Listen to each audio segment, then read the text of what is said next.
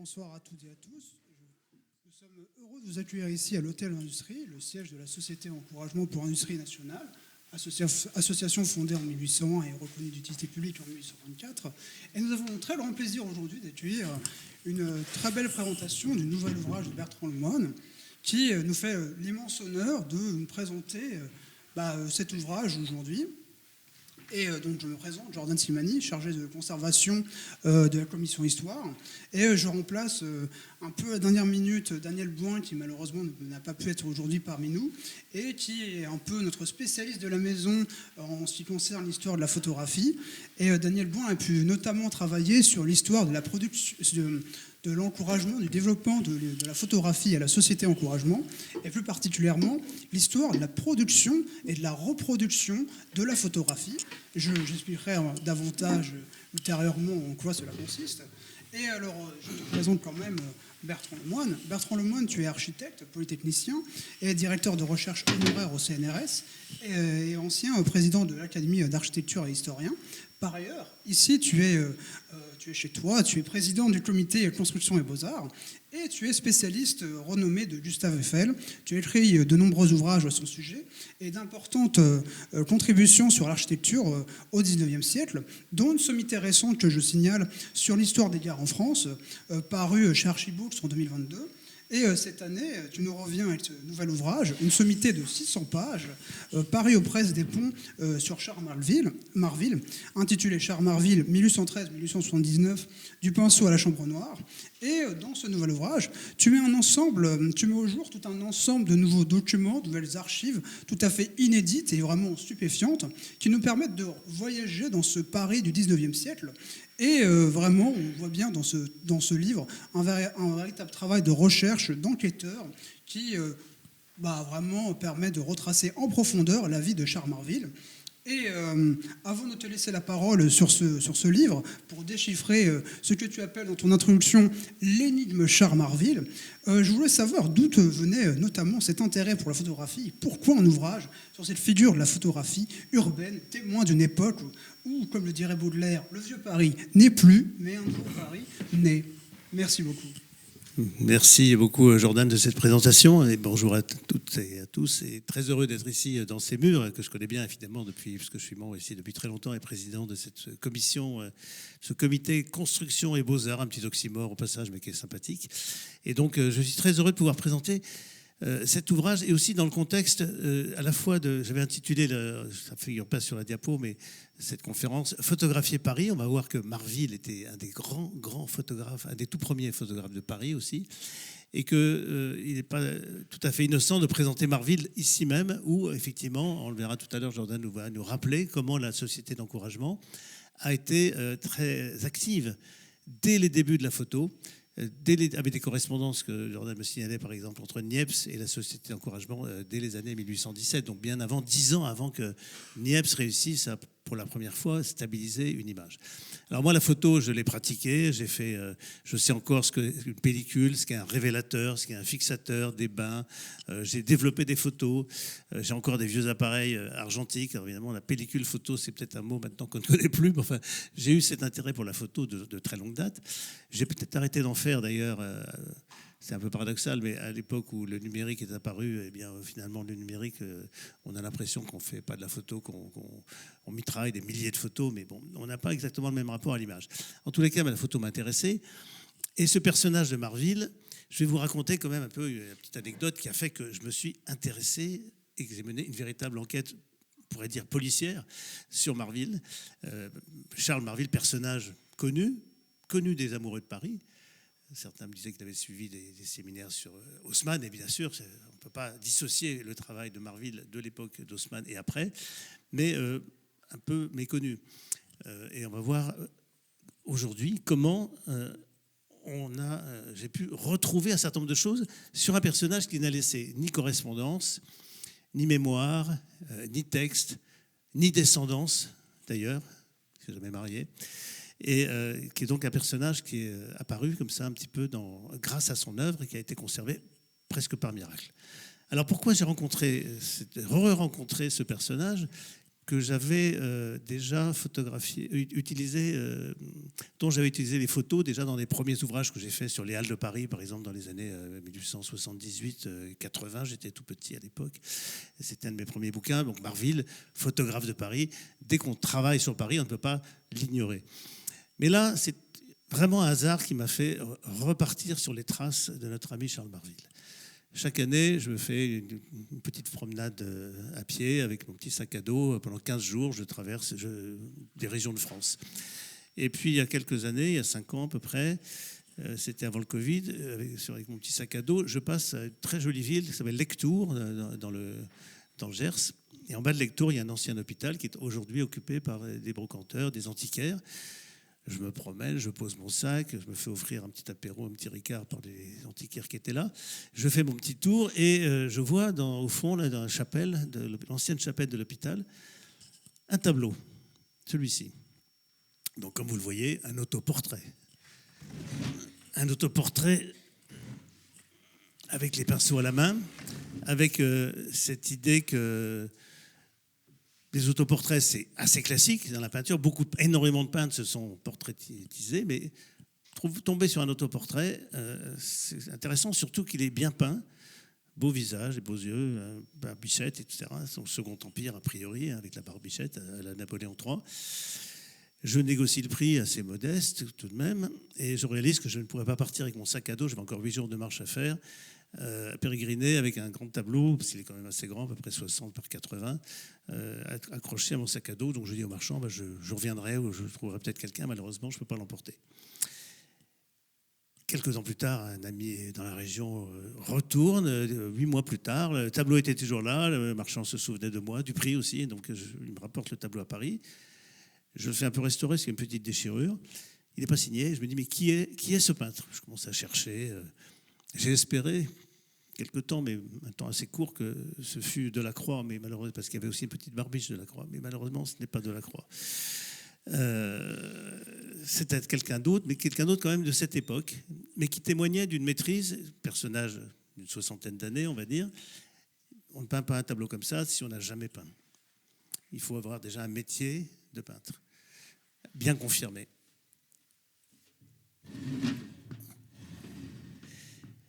Je tombe quelque temps après sur cette photographie, là, qui est bien une photographie de Charles Marville. Barbichette, les yeux, et puis la posture. Tout d'un coup, je rapproche cette photo de mon tableau. Et je me dis, mais non, mais c'est bien lui. C'est bien lui. Mais est-ce vraiment lui? Parce que Charles Marville, pour moi, était un photographe bien connu. Là, on a un autoportrait d'un peintre confirmé. Ou si ce n'est pas un autoportrait, peut-être le portrait fait par un portraitiste de talent, eh bien, de Marville, parce que pour moi, il n'y avait pas beaucoup de doutes. Même regard. Et je me dis, mais comment se fait-il que ce photographe, bien connu tout de même, ait été peintre avant? Je ne le savais pas. Et j'ai commencé à chercher, et c'est là que je me suis lancé dans à peu près 4 ans d'enquête, qui a abouti à ces livres de 656 pages et plus de 1000 illustrations, dont vous pouvez faire l'acquisition à la fin. Je me ferai un plaisir de vous le dédicacer si vous le souhaitez. Édité par les Presses des Ponts, et je remercie encore une fois Nathalie Souda ici aux Presses des Ponts d'avoir accompagné au fond ce travail et pour éditer un livre aussi considérable, très très bien édité d'ailleurs. Et donc je me suis lancé sur la piste de Charles Marville. Voilà le livre avec ce rapprochement des deux images. J'ai même fait un petit test avec une IA spécialisée dans la reconnaissance faciale. C'est pas facile à trouver d'ailleurs, mais qui me donne un pourcentage assez cohérent de réussite. Donc, et je vous dirai tout à l'heure un petit indice qui me confirme qu'il s'agit bien de Marville. Mais je vous laisse un peu... Voilà. Et donc voilà ce bel ouvrage qui m'a lancé sur la piste de quelqu'un qui est donc né en 1813 et dont on ne connaît que la véritable identité que depuis une dizaine d'années. Marville, c'est un joli nom, ça sonne assez bien. Il y a des villages en France qui s'appellent Marville, il y a des personnages historiques qui s'appellent Marville, toute une dynastie de juristes, Fédot de Marville, etc. Mais Marville, on l'a trouvé très récemment, c'est pas moi qui l'ai trouvé, c'est un chercheur qui a été mis sur la piste par un archiviste aux Archives nationales qui avait eu l'intuition que lui aussi il s'intéressait à la photographie. Cet archiviste qui a écrit un gros dictionnaire d'ailleurs de Marc Durand, qui a écrit un gros dictionnaire des photographes, et il se demandait pourquoi est-ce qu'on ne trouve rien sur Marville. C'est bizarre. il a demandé à quelqu'un qu'il connaissait de d'éplucher toutes les archives d'une étude de notaire qui était le notaire du 14e arrondissement où habitait Marville, en se disant, s'il habitait là, il a peut-être déposé un acte, quelque chose. Et ce quelqu'un a fini par trouver, au bout de quelques mois, eh bien, tout simplement le testament de Charles Marville. Dans ce testament, Charles Marville dit « Je m'appelle, en réalité, Charles-François Bossu. Et j'ai décidé de changer de nom, très jeune. Et de fait, il a changé de nom à l'âge de 18 ou 19 ans, dès qu'il a commencé une carrière professionnelle de dessinateur puis de peintre, parce que j'en avais assez que les colibets qui me harcelaient à l'école. Donc Bossu. Et ce Charles-François Bossu est né dans une petite rue de Paris, dans un contexte en 1813. Vous voyez cette petite rue de Béthisy, c'est la rue ici qui est là, qui a disparu lors du percement, lors du prolongement de la rue de Rivoli. J'ai retrouvé tout de même le dessin de la façade de l'immeuble. C'est le dessin qui a été relevé avant la destruction de cette rue. Dans un contexte parisien, du cœur de Paris, des parents artisans, son père tailleur, sa mère piqueuse de bottines, c'est un fabricant de chaussures, si vous voulez, qui avait une petite boutique là, installée au rez-de-chaussée de l'immeuble de gauche que vous voyez là, dans cette rue assez commerçante d'ailleurs. Et donc un jeune Charles Bossu qui naît dans ce contexte, qui va sans doute à l'école voisine, qui était une école où on enseignait à la fois la grammaire et le dessin, ce qui explique que peut-être dès l'âge de 18 ans, il avait un certain talent pour dessiner, tout en s'appelant Bossu. En 1831, il a donc 18 ans, même pas début 1831, il a même 17 ans. Il voit que notre ami Victor Hugo publie Notre-Dame de Paris. La première version de Notre-Dame de Paris. Notre-Dame de Paris, vous savez que c'était une commande de l'éditeur. Victor Hugo était en retard. Il y avait une pression de l'éditeur pour terminer. Victor Hugo a torché le livre en 3 semaines, enfermé jour et nuit. Il fait un chef-d'œuvre quand même. Et puis il a même rajouté 3 chapitres, Victor Hugo, que l'éditeur n'a pas voulu lui payer en plus, parce que Victor Hugo disait oui, j'ai fait 3 chapitres de plus, donc il faut que je sois payé en plus. Et finalement, le livre est sorti dans sa première version en mars ou avril 1831. Vous voyez en bas à gauche un fragment du manuscrit qui est conservé au département des manuscrits de la Bibliothèque nationale, du texte de Victor Hugo. Peut-être tu reculer un petit peu parce que je pense qu'il y en a pas. Oh non, si tu restes au milieu, ça... attention à la marche. Et vous voyez que dans le manuscrit, il y a une signature Bossu. Alors ça, c'est pas forcément la signature du monsieur, mais c'est peut-être l'éditeur qui avait engagé plusieurs plusieurs compositeurs, si vous voulez, pour aller plus vite, pour sortir le bouquin qui était très en retard.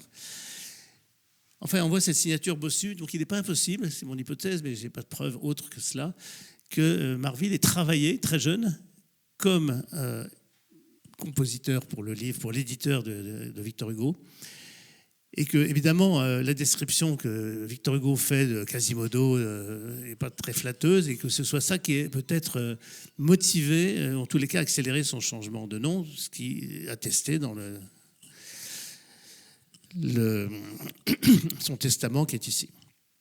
Et donc, il l'a révélé, il a toujours signé Marville, y compris dans des actes notariés au milieu de sa vie, où il aurait dû signer par son état civil normal, Bossu, mais non, il a signé Marville. Et là, vous voyez que le testament, il est tout de même signé Charles-François Bossu, dit Charles Marville. Donc, Marville, à 18 ans, commence une carrière de dessinateur, très jeune.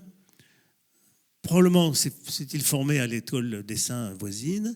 En tous les cas, il manifeste un certain talent et on le voit dessiner des scènes de paysages, de monuments, parfois avec des personnages, dès les années 1831.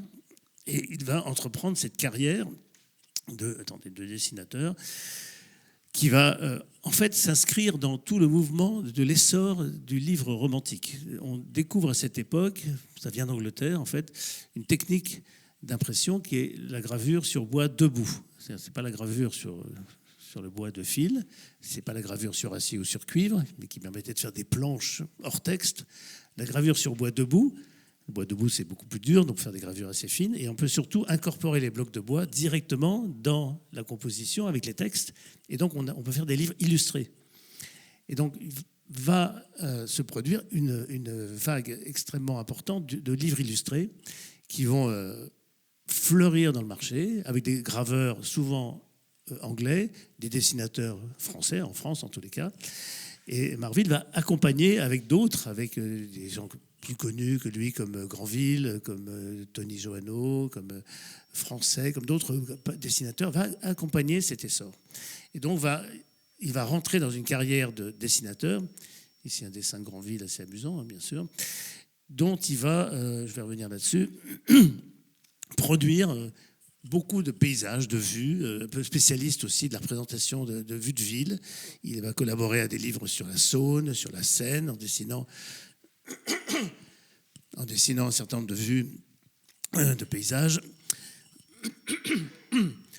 Il va donc être l'un des dessinateurs qui va assez vite s'affirmer, y compris avec une audience, une réputation internationale, qui va franchir la Manche, par exemple, comme un des dessinateurs qui fournit ces centaines de dessins qui accompagnent ces livres. C'est des livres parfois originaux, comme La Seine ou la Saône, des livres écrits par Charles Nodier, qui racontent le parcours, la descente de ces rivières. Et puis des livres aussi où on réédite des textes anciens. On réédite Les Mille et une nuits, qui avait été traduit déjà au début du XVIIIe siècle en français. On réédite Paul et Virginie, grand succès de la fin du XVIIIe. On réédite beaucoup de livres. On cherche évidemment les éditeurs cherchent à alimenter le marché, parfois plusieurs éditions d'ailleurs des mêmes livres. Et Marvil est l'un de ceux qui se distinguent là-dedans. Il fait partie d'un milieu aussi artistique. Il y a des amis peintres. Ici, un tableau d'Henri Bougenier fait par Félix Auvray, qui était aussi un peintre originaire d'ailleurs de Valenciennes, Henri Bougenier. Et j'ai découvert que Henri Bougenier était en fait un cousin assez éloigné de Marvil. Il est possible que Marvil ait étudié la peinture avec ce peintre. Un peintre qui n'a pas eu un grand succès et qui va être malheureusement pour lui l'objet de caricatures.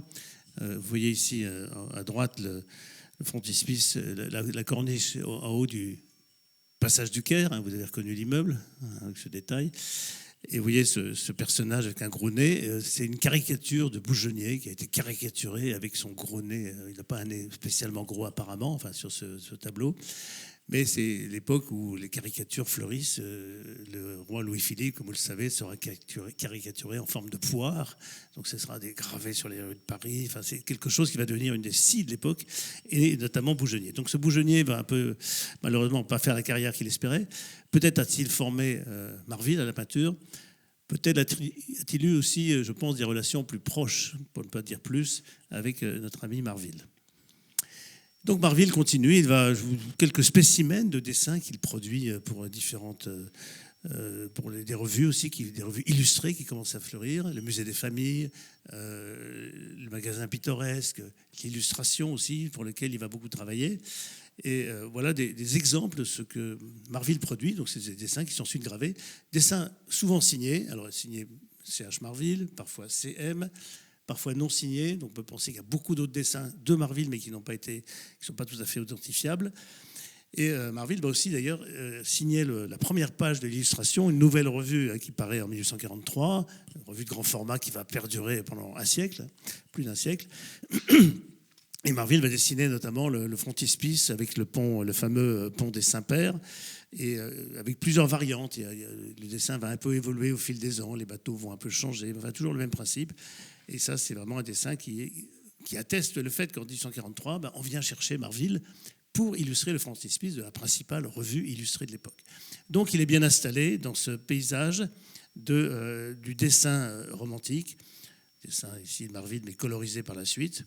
Il participe à Paul et Virginie, une publicité pour la réédition de Paul et Virginie. Il fait des illustrations pour un cours de géographie dans un livre qui s'appelle Éducation maternelle, simple leçon d'une mère à ses enfants. Vous voyez, avec des sujets assez variés, y compris pour des livres de poésie avec des illustrations qui décrivent pas forcément des endroits où il est allé, parce qu'il n'a pas forcément fait le tour du monde, mais il s'inspire aussi de peut-être d'autres tableaux, d'autres dessins. Il y a aussi une circulation d'images, et ça, peut-être on y reviendra aussi avec le rôle de la société d'encouragement tout à l'heure. Cette production quand même très importante d'images par Marvil et par quelques dizaines d'autres dessinateurs, elle va véritablement changer le rapport au livre. Au lieu de lire un texte avec que des textes et puis quelques planches hors texte, et bien tout d'un coup, on lit des livres illustrés avec le texte qui est mélangé à l'image, ou l'image qui est mélangée au texte avec des vignettes, des frontispices, des culs de lampe, etc. Voilà par exemple des illustrations pour une des rééditions des 1001 nuits illustrées par Marville. Sur Versailles, gros livre sur Versailles, Marville illustre le château, fait des vues du jardin. Il participe à un livre très important sur le jardin des plantes, très beau livre avec des planches, y compris des planches en couleur. Lui, il propose une série d'illustrations sur les nouvelles attractions, notamment ici par exemple la cabane des singes. Et vous voyez en bas à gauche de l'image, vous voyez, je l'ai agrandi ici, un personnage de profil, il ressemble un petit peu à Marville. Je ne mettrai pas ma main au feu, mais quand même, je pense qu'après, vous verrez que Marville a pris l'habitude de se représenter très souvent dans ses propres photos. Et donc, je pense qu'il se représente dans une de ses gravures ne serait pas surprenant. Je ne savais pas qu'il avait un chien, mais peut-être n'en avait-il pas, je ne sais pas. Voilà, il propose des illustrations assez réussies. Ici, c'est une vue de Jérusalem. Alors, il n'est jamais allé à Jérusalem, évidemment, mais il s'est inspiré d'autres tableaux, comme lui-même a inspiré d'autres peintres. Le tombeau de Napoléon à Sainte-Hélène, on est en 1847, on vient de rapatrier les cendres de Napoléon pour les mettre aux Invalides, et donc le site même de Sainte-Hélène est représenté, notamment par Marville, à plusieurs reprises. Et ce qui témoigne d'un petit penchant de Marville, on va y venir, pour tout de même Napoléon, et puis alors qu'on est quand même sous la monarchie de Juillet.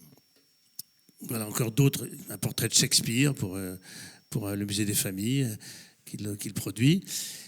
Et donc Marville s'est intégré à ce milieu aussi de dessinateur, bien sûr, où il est considéré d'ailleurs comme un bon professionnel, parfois un peu regardé d'en haut, parfois. Marville, c'est quelqu'un qui a vécu de son art toute sa vie.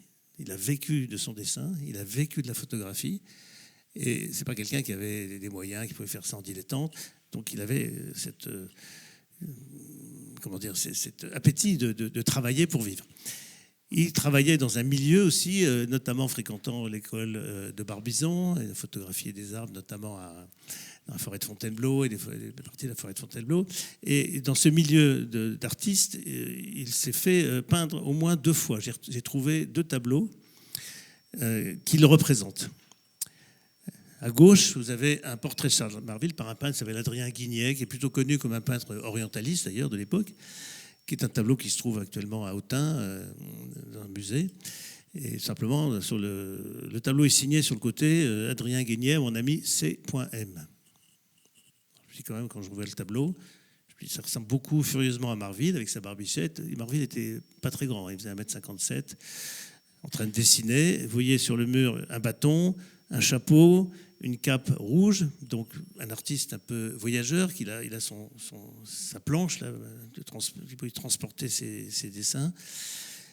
Et j'ai retrouvé un texte en fait, qui montre bien qu'il s'agit bien de Charles Marville. Le CM, ce n'est pas Claude Mauget, comme le dit la notice sur la base Joconde, enfin, comme le dit le musée.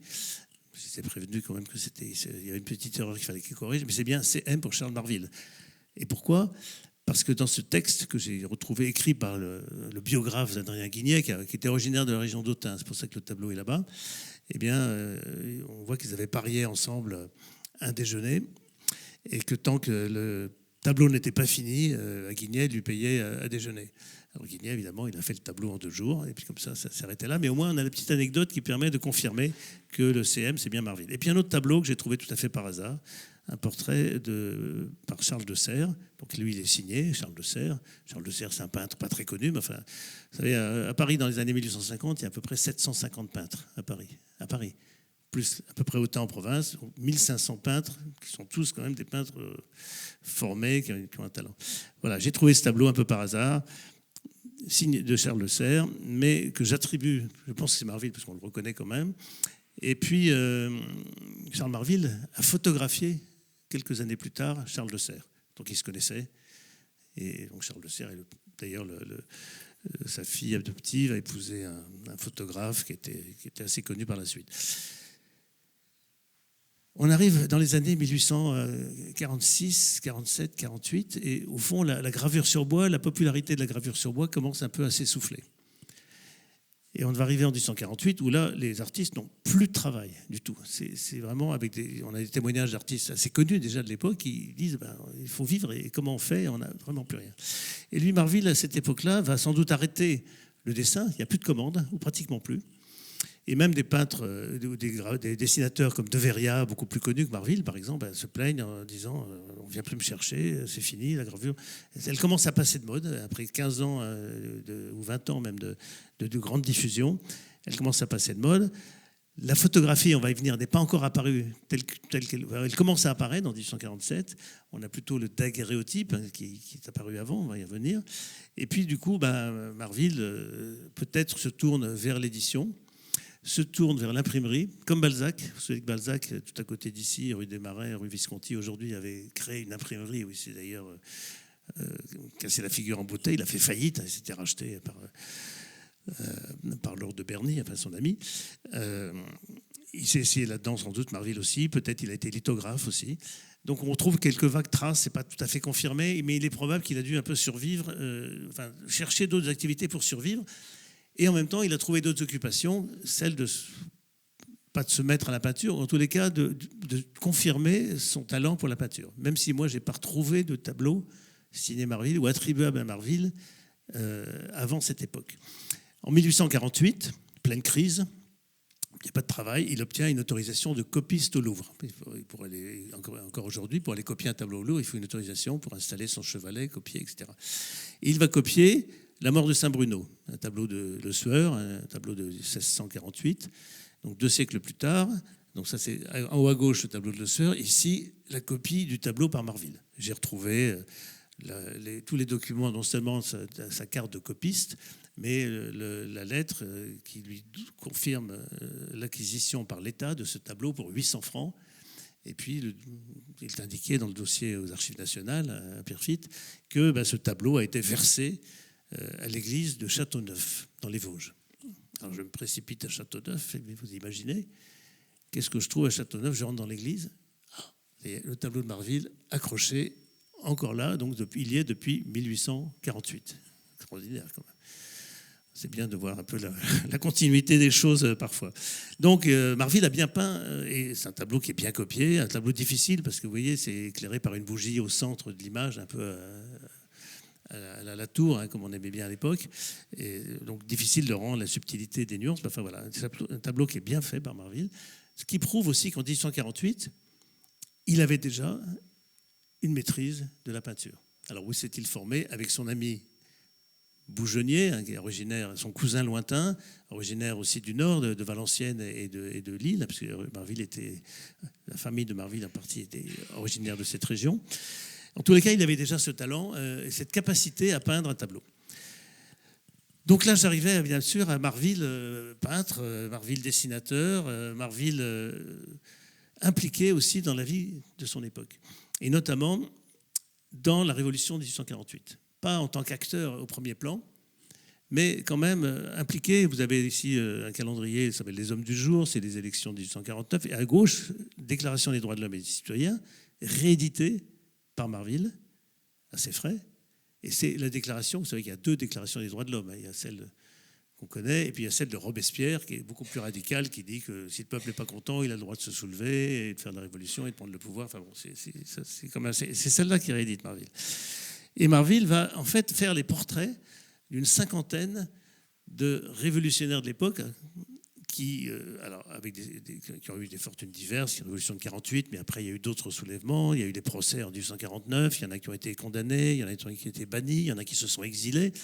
Mais Marville va dessiner plutôt les portraits de tous ces gens-là. Le Dreux-Rollin, Cabet, Considérant, Lamennais, par exemple. Ou des gens qui étaient dans cette mouvance, comme Martin Nadeau, qui a été député, il a fait un livre assez célèbre, Nadeau, qui s'appelle Martin Nadeau, Maçon de la Creuse, où il raconte comment un petit maçon de la Creuse est arrivé à Paris et puis a réussi à devenir député, et donc arrivé quand même dans les plus hautes sphères de l'État. Donc, Marville leur présente son portrait, ou d'autres dont Marville illustre aussi les livres. Par exemple, Joignot, qui a écrit un livre qui s'appelle Les paysans sous la royauté, Rien que le titre, vous devinez le contenu, décrivait le sort misérable des paysans à l'époque de l'Ancien Régime et qui heureusement va changer grâce à la Révolution, etc. Donc Marville illustre ce document. Et puis, on trouve un portrait de Napoléon là, qui est conservé à Londres, en fait. Les Anglais aiment bien Napoléon. Je me demande pourquoi, mais enfin bon. Et donc, on voit aussi que penchant révolutionnaire de Marville, et puis en même temps, une certaine fascination pour Napoléon, qui incarnait, un peu paradoxalement, mais déjà au début du XIXe siècle, au fond, la continuité de la Révolution face à la restauration monarchique et même face aux orléanistes qui étaient au pouvoir depuis 1830. Donc Napoléon est représenté et ce qui est intéressant, c'est qu'on va retrouver après d'autres personnages qui ont été aussi dans cette mouvance post-napoléonienne. Bien sûr, après, avec le Second Empire, il y a une espèce de continuité, bien sûr, du petit-neveu Napoléon III vis-à-vis de Napoléon. Mais voilà, ça marque aussi cet attachement de Marville à ce personnage de Napoléon.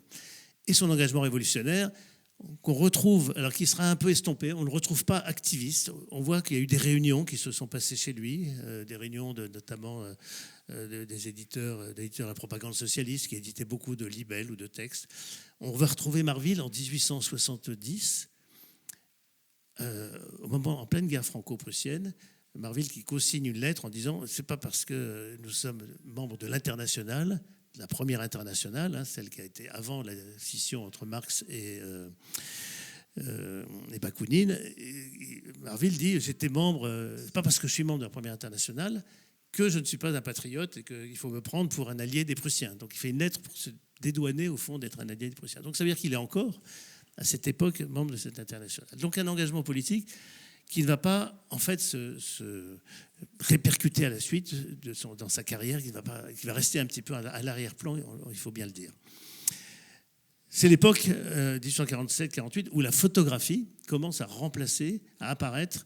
Ici une caricature assez amusante, vous voyez la foule qui vient puis qui se fait projeter derrière en daguerréotype. Le daguerréotype apparaît en fait en 1839, se confirme avec l'alliance entre Nicéphore Niepce, le véritable inventeur de la photographie, et Daguerre, qui possédait ce qu'on appelle le diorama, où il présentait des spectacles avec des images transparentes, avec les éclairages qui changeaient. C'est un peu dans cette lignée de ce que Balzac appelait les machins en rama, les panoramas, les dioramas, les géoramas, les maréoramas, etc. Il y en a beaucoup. Et la photo, elle naît de cette capacité à saisir une image en 3 dimensions du réel sur une plaque en 2 dimensions.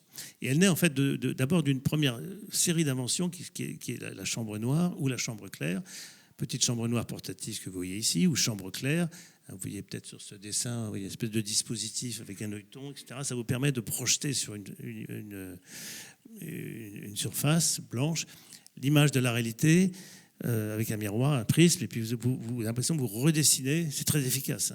Beaucoup de peintres ont employé la chambre noire ou la chambre claire. Il y a même eu d'ailleurs toute une thèse de David Hockney qui dit par exemple que Ingres ou même Caravage ou d'autres utilisaient des chambres noires pour projeter une image. Alors elle se projette à l'envers, bien sûr, à travers un œilleton, éventuellement des chambres. Ou par exemple Vermeer, qui avait dans son atelier, vous avez tous en tête les tableaux de Vermeer, vous avez la lumière qui vient de la gauche par une fenêtre, et avec des personnages, il en a fait une dizaine, toujours le même endroit.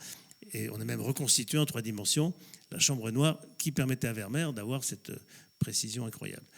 Chambre claire, chambre noire, des traités comme celui de Valenciennes, traité du paysage, traité de la peinture, fin 18e, disent oui, la chambre noire, la chambre claire, c'est des outils qu'on utilise couramment. Il y a eu une petite polémique avec le livre de David Hockney, qui s'appelait en anglais Secrets Revealed, je ne sais plus si ça a été traduit en français, pour dire non, attendez, vous dévalorisez la peinture si on utilise les chambres noires et les chambres claires. Non, pour utiliser ça, il faut quand même être un bon peintre.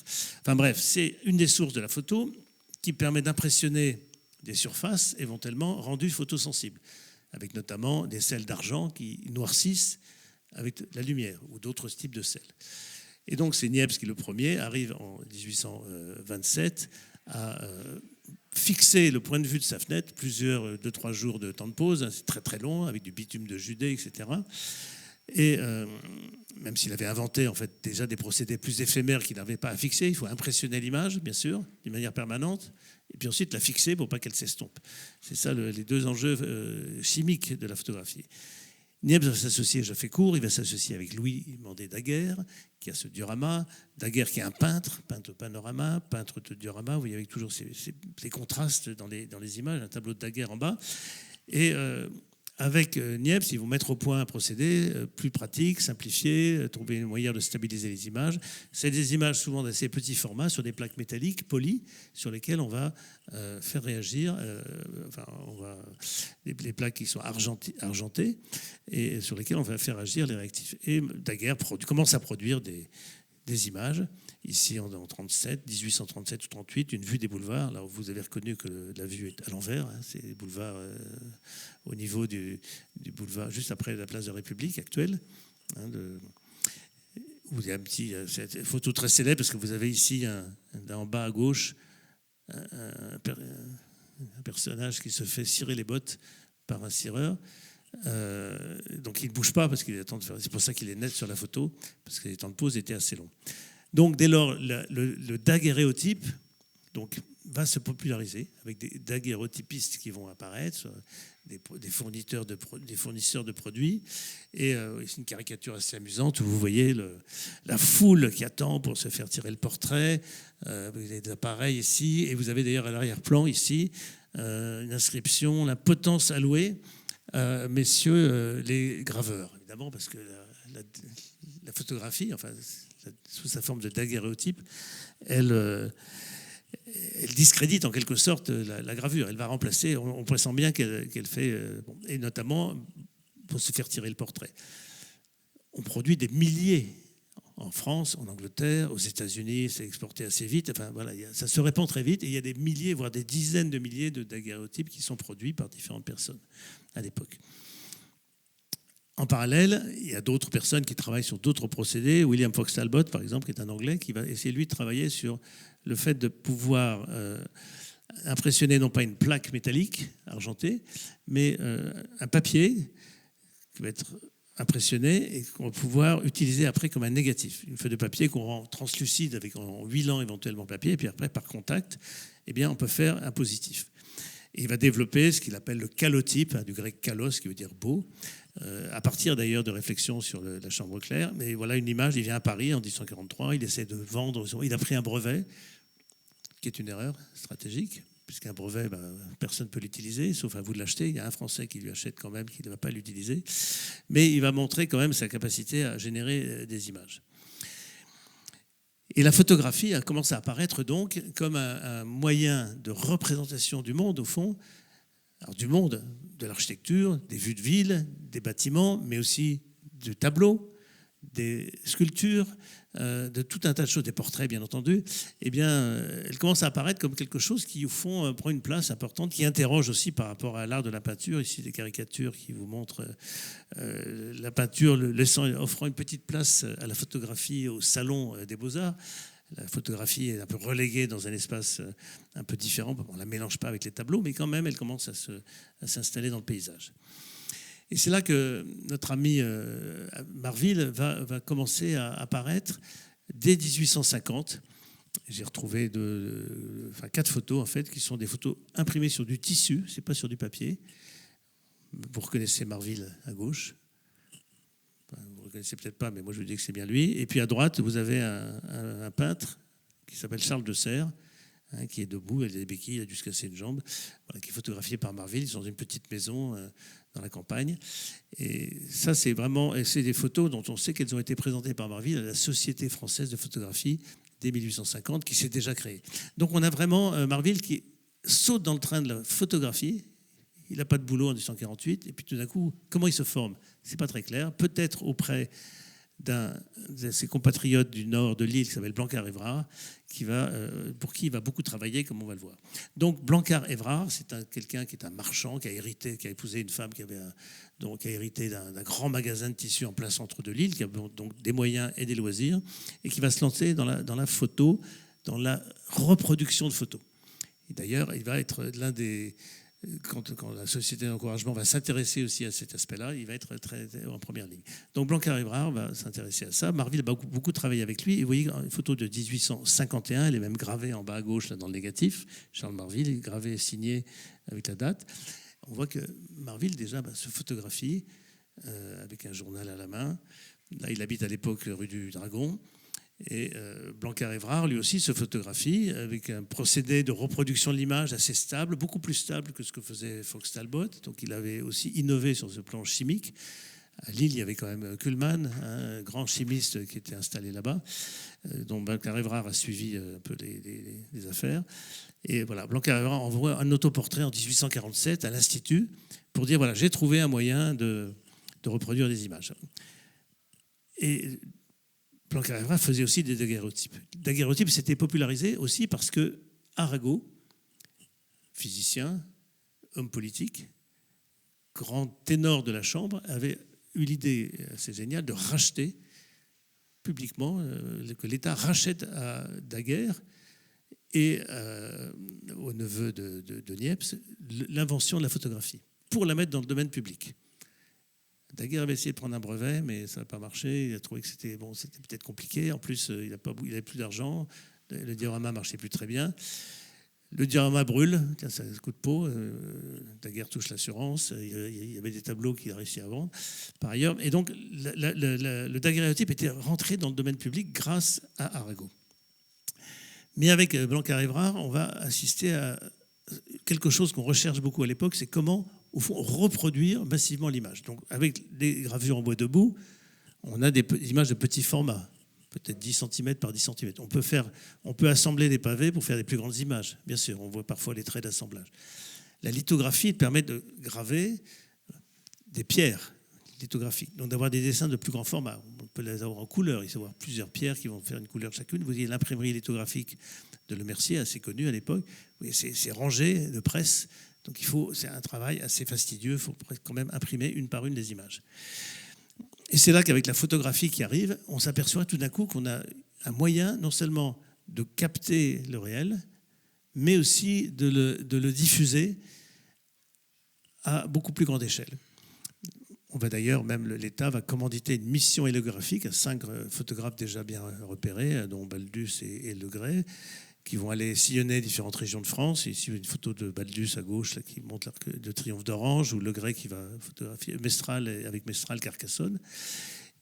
Une mission donc, qui est un des premiers relevés, alors qu'on avait commandité 15 ans auparavant, avec le baron Taylor, des relevés plutôt lithographiques, dessinés ou des monuments de France. À l'époque, on commence à s'intéresser bien sûr au patrimoine.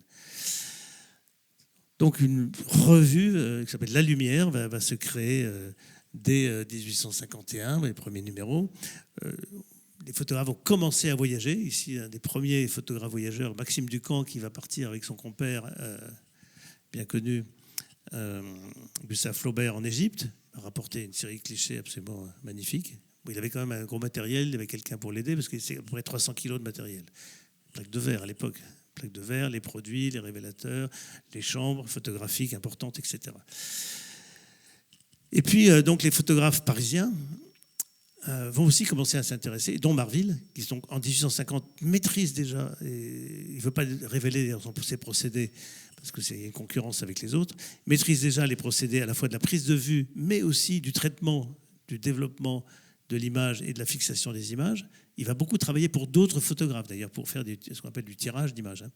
Il va commencer à photographier Paris, le Pont-Neuf, les vues de la Seine et Pont-au-Change. Et puis Marville va s'impliquer, bien sûr, dans ces albums de l'imprimerie photographique qui vont être édités par Blanquer-Evrard, diffusés à, non pas des milliers, mais quand même quelques centaines d'exemplaires.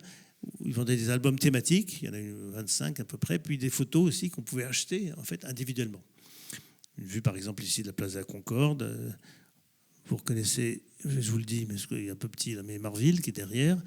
Et puis Marville devient aussi le photographe attitré du Louvre, pour photographier non seulement les espaces du Louvre, mais pour reproduire des tableaux ou des sculptures conservées par le musée du Louvre. Pourquoi reproduire ces tableaux ? Parce qu'on peut diffuser des images de ces tableaux. Avant, on pouvait les reproduire par la gravure uniquement, ce qui était comme une approximation des tableaux. Là, tout d'un coup, on a une image beaucoup plus réaliste.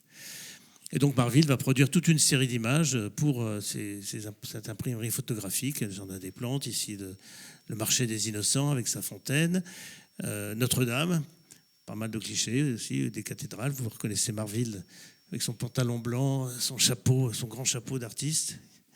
On voit beaucoup de photos avec Marville qui se représentent comme ça, sans bouger, bien sûr, parce que les photos des temps de pause, là, c'est des procédé du collodion humide, c'est les plaques de verre sur lesquelles on fait couler du collodion, il faut faire la photo tout de suite, et les temps de pause, c'est 10-15 secondes. Ce qui explique d'ailleurs, on va revenir, que sur les photos de Marville, on ne voit pas grand monde. Marville est quand même commandité aussi pour photographier le mariage de Napoléon III en 1852, le baptême du prince impérial 4 ans plus tard, avec des décorations dues à Viollet-le-Duc, ça se passe à Notre-Dame. Vous voyez d'ailleurs la foule, ici un peu floue, parce que les gens, si les gens bougent, il suffit que quelqu'un bouge sur la photo et on a une traînée blanche au lieu d'avoir un personnage un peu précis. Il n'y a pas d'instantané à l'époque. Il va beaucoup photographier des églises et cathédrales. C'est une photo intéressante de la basilique de Saint-Denis parce qu'elle a encore sa flèche qu'on a déposée depuis. Et vous savez qu'on parle de la reconstituer aujourd'hui.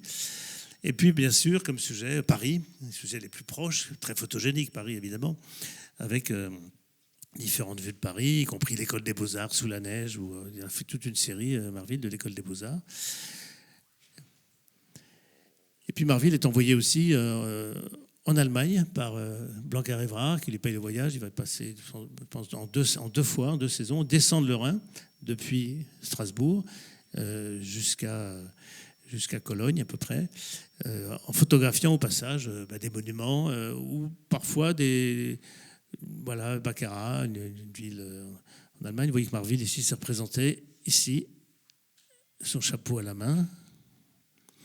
Ou une autre vue de Baccarat, il se présente, et là il est au milieu de l'image, en train de s'adosser au mur, là. Son chapeau, son pantalon blanc, sa costume, on finit par le reconnaître, y compris par son costume et sa manière de s'habiller ou de se tenir avec sa moustache, sa barbichette et ses cheveux un peu longs. Voilà, il a photographié beaucoup de cathédrales, d'églises, y compris dans des vues générales, comme celle-ci, Amiens, des belles vues générales d'ailleurs. Hein. Il faut quand même aller monter sur un toit, se mettre au bon endroit avec sa chambre, parce que les photos de Marville à l'époque sont format relativement petit. Après, il fera des photos format 30-40. Plaque de verre 30-40. Par rapport, vous en souvenez, une pellicule 24-36, ça dit quelque chose encore à certains d'entre nous, je pense, mais par rapport à un négatif 24-36, une plaque de verre 30-40, c'est 1000 fois plus de pixels dessus. Donc c'est même beaucoup mieux défini qu'une cellule photoélectrique d'un appareil photo numérique. Donc vous voyez, vous imaginez, il faut qu'il monte son truc là-haut, se percher, trouver le bon endroit, faire sa photo. Donc c'est quand même, voilà. Et il va photographier aussi des très belles photos de sculptures. Il n'y a pas d'électricité, il n'y a pas de projecteur, il n'y a pas de flash à l'époque, évidemment. Donc c'est la lumière, il faut attendre qu'il y ait la bonne lumière, bonne incidence du soleil pour arriver à rendre le modelé de ces statues. Il va faire beaucoup d'images comme ça. Il va photographier aussi dans la forêt de Fontainebleau, avec toute l'école de Barbizon qu'il photographie. Il y a d'autres photographes à l'époque, dans la forêt de Barbizon, comme Cuvelier par exemple. Mais il va être assez proche de toute cette école de peintres de Barbizon, avec Narcisse Dias par exemple, qu'on voit d'ailleurs perché ici au sommet là, de l'image.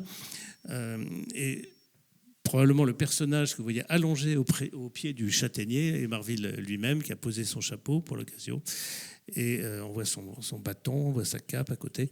Voilà, Marville fréquente aussi cette école qui vient chercher directement dans la nature une source d'inspiration. Il précède les impressionnistes de 40 ans. L'école de Barbizon, c'est les années 1840-50. Et donc Marville accompagne aussi ce mouvement de redécouverte du paysage naturel. Il s'essaye aussi à la photographie panoramique, parfois faite avec l'assemblage de 2 photos. Ici, ça va être le cas, parce que c'est compliqué d'avoir des objectifs très larges. Il s'intéresse aussi à la photo stéréoscopique, puisqu'il va prendre d'ailleurs un brevet là-dessus. Il a besoin d'assistants. Il va s'associer à un très jeune homme, Charles Delahaye, dont voici le portrait fait par Marville, qui commence peut-être à travailler pour Marville à l'âge de 17 ans, très jeune, peut-être même 16 ans, très très jeune. On peut penser d'ailleurs, et je le pense, que les relations entre... Parce que Marville va travailler avec Delahaye très, très longtemps, jusqu'au début des années 1870. Et probablement la relation entre Marville et Delahaye était plus qu'une relation professionnelle. Bon, après, on ne peut pas en dire beaucoup plus parce que c'est juste une intuition, mais voilà, c'est un peu compliqué de trouver des documents qui pourraient le montrer. Il déménage, Marville, il va s'installer rue Saint-Dominique. Alors pas l'actuelle rue Saint-Dominique, mais la rue Saint-Dominique a moitié disparu, parce que la moitié nord de la rue Saint-Dominique existe encore tout près d'ici, le long du boulevard Saint-Germain. Et voilà sur le balcon, Marville à gauche, Delahaye à droite, qui se photographie sur le balcon de ses domiciles. Charles Delahaye, vu de dos, à l'intérieur très décoré, des vitraux, etc., de cet appartement rue Saint-Dominique. Vous voyez d'ailleurs sur les murs des photos, dont une photo ici, par exemple, qu'on reconnaît finalement, c'est une photo des détails de la cathédrale de Reims, des portails de la cathédrale de Reims. Donc, vous voyez, ce qui est intéressant là, c'est que les photos sont encadrées, accrochées au mur, comme des œuvres d'art. Donc, elles ont déjà acquis, au fond, y compris pour un photographe professionnel, on est en 1854, comme Marville, qui pratique la photo depuis 4 ans maintenant seulement, eh bien, ils ont déjà acquis le statut d'œuvre d'art à part entière. Et d'ailleurs, ce débat entre le caractère artistique de la photo et face à la peinture, un gros débat, Baudelaire va être très contre la photo en disant que la photo, c'est un art mécanique. C'est le soleil qui fait tout le boulot et puis le photographe fait rien. Pas tout à fait vrai, enfin, on le sait, sinon il n'y a pas autant de photographes différents. Et donc, ça va être un gros débat, mais en même temps, ce qu'on peut voir, c'est que la photo va alimenter, va transformer la peinture. À la fois dans le réalisme, parce que la photo est une image hyper réaliste, évidemment, et donc des peintres vont se dire, mais il faut qu'on peigne aussi précisément que la photo, pour que ce ne soit pas plus précis. Et puis inversement, il y a des peintres qui vont se dire, oui, mais bon, on ne peut pas arriver à ça. Et par contre, si on utilise les pixels de l'image, qu'on les colorie, ben on a une peinture pointilliste, impressionniste au fond, et on va peut-être traduire aussi autre chose que simplement une peinture de nature presque photographique. Donc gros débat à l'époque, Marville va continuer. Voilà le projet de brevet qui est conservé là-haut, là, ici, dans ce bâtiment. C'est ce brevet pour des chambres stéréoscopiques. Alors, c'est une photo stéréoscopique, vous savez, il y a 2 images décalées de la largeur des yeux pour donner une impression de relief. Et donc, Marville va se dire, au fond, il suffit de faire une boîte avec 2 écrans au fond, vous le voyez en bas à gauche, et puis simplement, on fait coulisser l'objectif pour avoir une première image, on fait coulisser une deuxième image, et le tour est joué, on a notre photo stéréoscopique. Il prend un brevet avec un autre photographe qui s'appelle Schirtz, qui lui va beaucoup développer la photo stéréoscopique. Il va s'essayer aussi, alors il y a Paris comme sujet d'inspiration, la cathédrale, il est allé en Allemagne, il a commencé aussi maintenant à bourlinguer un petit peu, mais il va quand même photographier beaucoup, il va s'essayer à photographier des ciels. C'est difficile de photographier le ciel parce que le ciel c'est très clair, très lumineux, et avoir un ciel en même temps que le premier plan bien exposé, c'est compliqué. Vous voyez, le premier plan d'ailleurs est un peu sombre là. C'est une vue, vous reconnaissez évidemment le dôme des Invalides, donc c'est vu vers l'ouest, avec ce soleil à contre-jour. Et donc Marville va faire des photos depuis la rue Saint-Dominique, là où il habitait, mais aussi depuis le clocher de l'église Saint-Germain-des-Prés, juste à côté. Je suis monté dans le clocher, j'ai pu vérifier les prises de vue, les angles de vue, parce que je me suis longtemps demandé d'où il prenait ces photos. Et ce qui est intéressant sur cette photo, c'est que vous reconnaissez en bas à gauche, vous voyez un mur blanc avec une petite fenêtre carrée qui est toujours là, dans l'étage. Si on monte au 2e étage, on va voir la même fenêtre qui est toujours là. Vous voyez la tour à gauche, un peu l'espèce de bâtiment, mais c'est un morceau de la tour médiévale de l'enceinte de Saint-Germain-des-Prés qui est toujours là aussi. Donc cette photo, il l'a prise évidemment de l'autre côté de la rue de Saint-Germain-des-Prés, avant qu'on construise le bâtiment où nous sommes actuellement. Il va continuer à travailler pour différentes commandes, y compris pour des architectes. Il va à Bourges, il va autour de Paris, à Poissy, photographie château, très belle photo du château des Andelys. Vous voyez, il est quand même monté sur le plateau pour avoir la vue plongeante avec le village des Andelys en bas, le château de Gaillard au premier plan, la Seine. Très belle composition. Le château pile centré. Donc vous voyez que, en fait, et vous le remarquerez dans toutes les photos, l'échantillonnage de photos que j'ai montré, parce qu'il y en a aussi un échantillonnage dans le livre, mais en fait, il a réalisé peut-être 1500 photos, qu'il compose ces photos comme il compose un dessin. Souvent une centralité, un axe, un premier plan, un arrière-plan ici un peu légèrement estompé. Il y a vraiment une idée de composition picturale dans ces images qui prouve bien d'ailleurs que La photo est un art, tout simplement, parce que le regard du photographe, c'est pas juste poser son appareil, attendre que ça se passe. Il y a le regard, le cadrage, la lumière, la bonne lumière, etc. Elles sont très importantes, évidemment, pour créer une œuvre originale. Photographier aussi Pierrefonds, à la demande de Viollet-le-Duc. Viollet-le-Duc, lui aussi, qui était républicain, vous vous en souvenez, mais qui a beaucoup travaillé pour le Second Empire, pour Napoléon III, qui était un proche de l'impératrice, d'ailleurs. Donc Pierrefonds avant ou pendant la restauration par Viollet-le-Duc. Et puis il va obtenir ce titre de photographe du musée impérial du Louvre, ce qui lui assure l'autorisation d'aller photographier des œuvres dans le Louvre. Il y a d'autres photographes, mais il avait quand même une certaine exclusivité. Il photographie, par exemple, il reproduit un dessin de Raphaël. C'est un dessin, donc c'est plus simple, mais reproduire une peinture, c'est compliqué parce que les couleurs ont des longueurs d'onde différentes. Et quand vous photographiez en noir et blanc un tableau en couleur, vous pouvez avoir des couleurs qui ressortent plus ou moins contrastées. Donc c'est pas si facile que ça. Il va faire des très belles photos aussi de la Sainte-Chapelle, qui est en cours de restauration par Lassus, puis Viollet-le-Duc, avec cette photo de l'ange de la Sainte-Chapelle, qui est faite par un sculpteur qui s'appelle Geoffroy de Chaume, qui était un ami de Marville d'ailleurs. J'ai retrouvé des archives où il raconte qu'ils vont déjeuner ensemble, etc. À l'arrière-plan, Notre-Dame, qui n'a pas encore sa flèche par Viollet-le-Duc, évidemment, mais on se demande d'où il a pris la photo, parce que vous voyez où il est situé, l'ange, à gauche. Donc il était probablement dans les toits du palais de justice voisin qui était en train d'être construit. Voilà, belle photo qui montre là aussi sa capacité à composer des photos. Il fait un portrait de Viollet-le-Duc, un des plus beaux portraits d'ailleurs de l'architecte, avec qui il a beaucoup travaillé. Et on le retrouve là en 1861, on retrouve notre image de 1861. Il se fait, avec son assistant Charles Delahaye, tirer le portrait. Et on voit à droite une dame, qui s'appelle Jeanne Lebas, donc qui est originaire de Suisse, enfin du Val de Travers, enfin une région dans la Suisse francophone, qu'il photographie. Une dame un peu... Alors il est possible que Lebas, c'est un banquier parisien à l'époque assez connu. Il est possible qu'il y ait eu une accointance de la famille Lebas et que peut-être que Jeanne Lebas ait apporté à Marville certains capitaux, parce que pour faire de la photo, il faut acheter des appareils, des produits, c'est cher. Il faut investir même si on vend ses photos. En tous les cas, elle va devenir sa compagne. Il va en faire sa légataire universelle. Il va tout lui laisser tous ses biens, mais qui sont assez modestes à la fin. Il ne va jamais se marier avec elle. Il n'aura jamais d'enfant. Et donc je pense que... Et d'ailleurs, il lui laisse dans son testament... tous ses biens. Alors, il a 3 actions des chemins de fer de l'Est pour une valeur de 1500 francs. C'est quand même pas beaucoup. Il a son mobilier. Ils avaient 2 lits. Un lit en acajou, un lit en fer. Donc, il lui laisse les 2 lits, parce qu'évidemment, ça fait partie. Et puis, dans le testament de Jeanne Lebas, on voit qu'elle dormait non plus dans le lit en fer, mais elle dormait dans le lit en acajou. Donc, je pense qu'elle avait dû changer de lit après la mort de Marville. Enfin bref, il y a une relation, en tous les cas, puisqu'elle va rester sa compagne depuis les années 1845 jusqu'à son décès en 1879, qui va accompagner Marville. Marville va commencer à émerger, pas trop que je sois trop long, parce qu'il est 7 heures déjà... Oui, 6. Bon, je vais accélérer un petit peu, même si c'est la partie peut-être la plus parisienne, a émergé comme un photographe reconnu pour ses travaux. Il a fait une centaine de photos déjà pour les albums photographiques de Blanquer-Évrard. Il a photographié Paris, il a photographié les cathédrales, etc.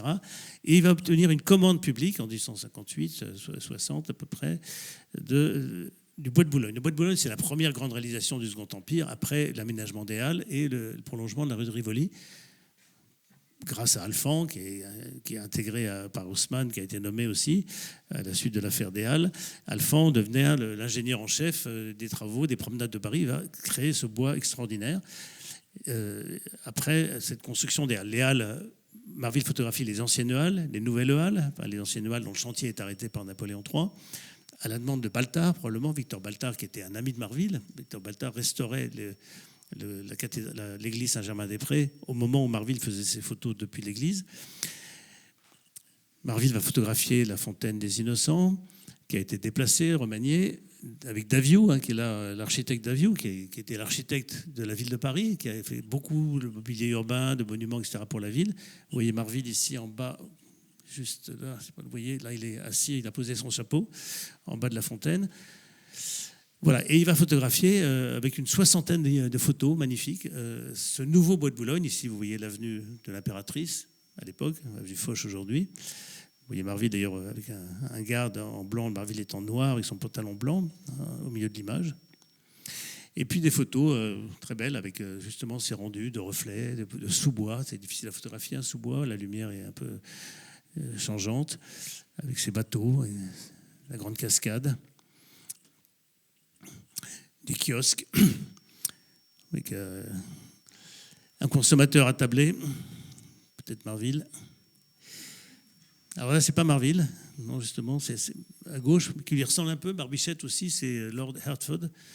Et à droite, son fils adoptif, Wallace, bien connu aujourd'hui à cause des fontaines Wallace, puisque Wallace a hérité de la fortune de son père adoptif. Une dame au milieu qu'on appelait Madame Auger, qui était la maîtresse en fait semi-officielle de Lord Hertford, qui avait ce pavillon de Bagatelle en plein bois de Boulogne, qui était le propriétaire de Bagatelle et qui a légué en fait malheureusement sa fortune après à Wallace, mais Wallace après est reparti et Wallace a financé les fontaines, la cinquantaine de fontaines construites à Paris, mais la collection de peinture de Wallace a été donnée en Angleterre et elle forme maintenant le musée, la Wallace Collection à Londres. Marville va photographier aussi, sans doute gratuitement, pour son ami Charles Cordier, toute une série de têtes ou de portraits ou de statues, de ce qu'on appelle de type ethnographique. Il ne faudrait pas y voir, peut-être avec mal intentionné, un caractère raciste dans ces photos, pas du tout. C'est au contraire Charles Cordier, plutôt un activiste, on dirait de gauche aujourd'hui, en tous les cas, qui veut représenter les types du monde entier.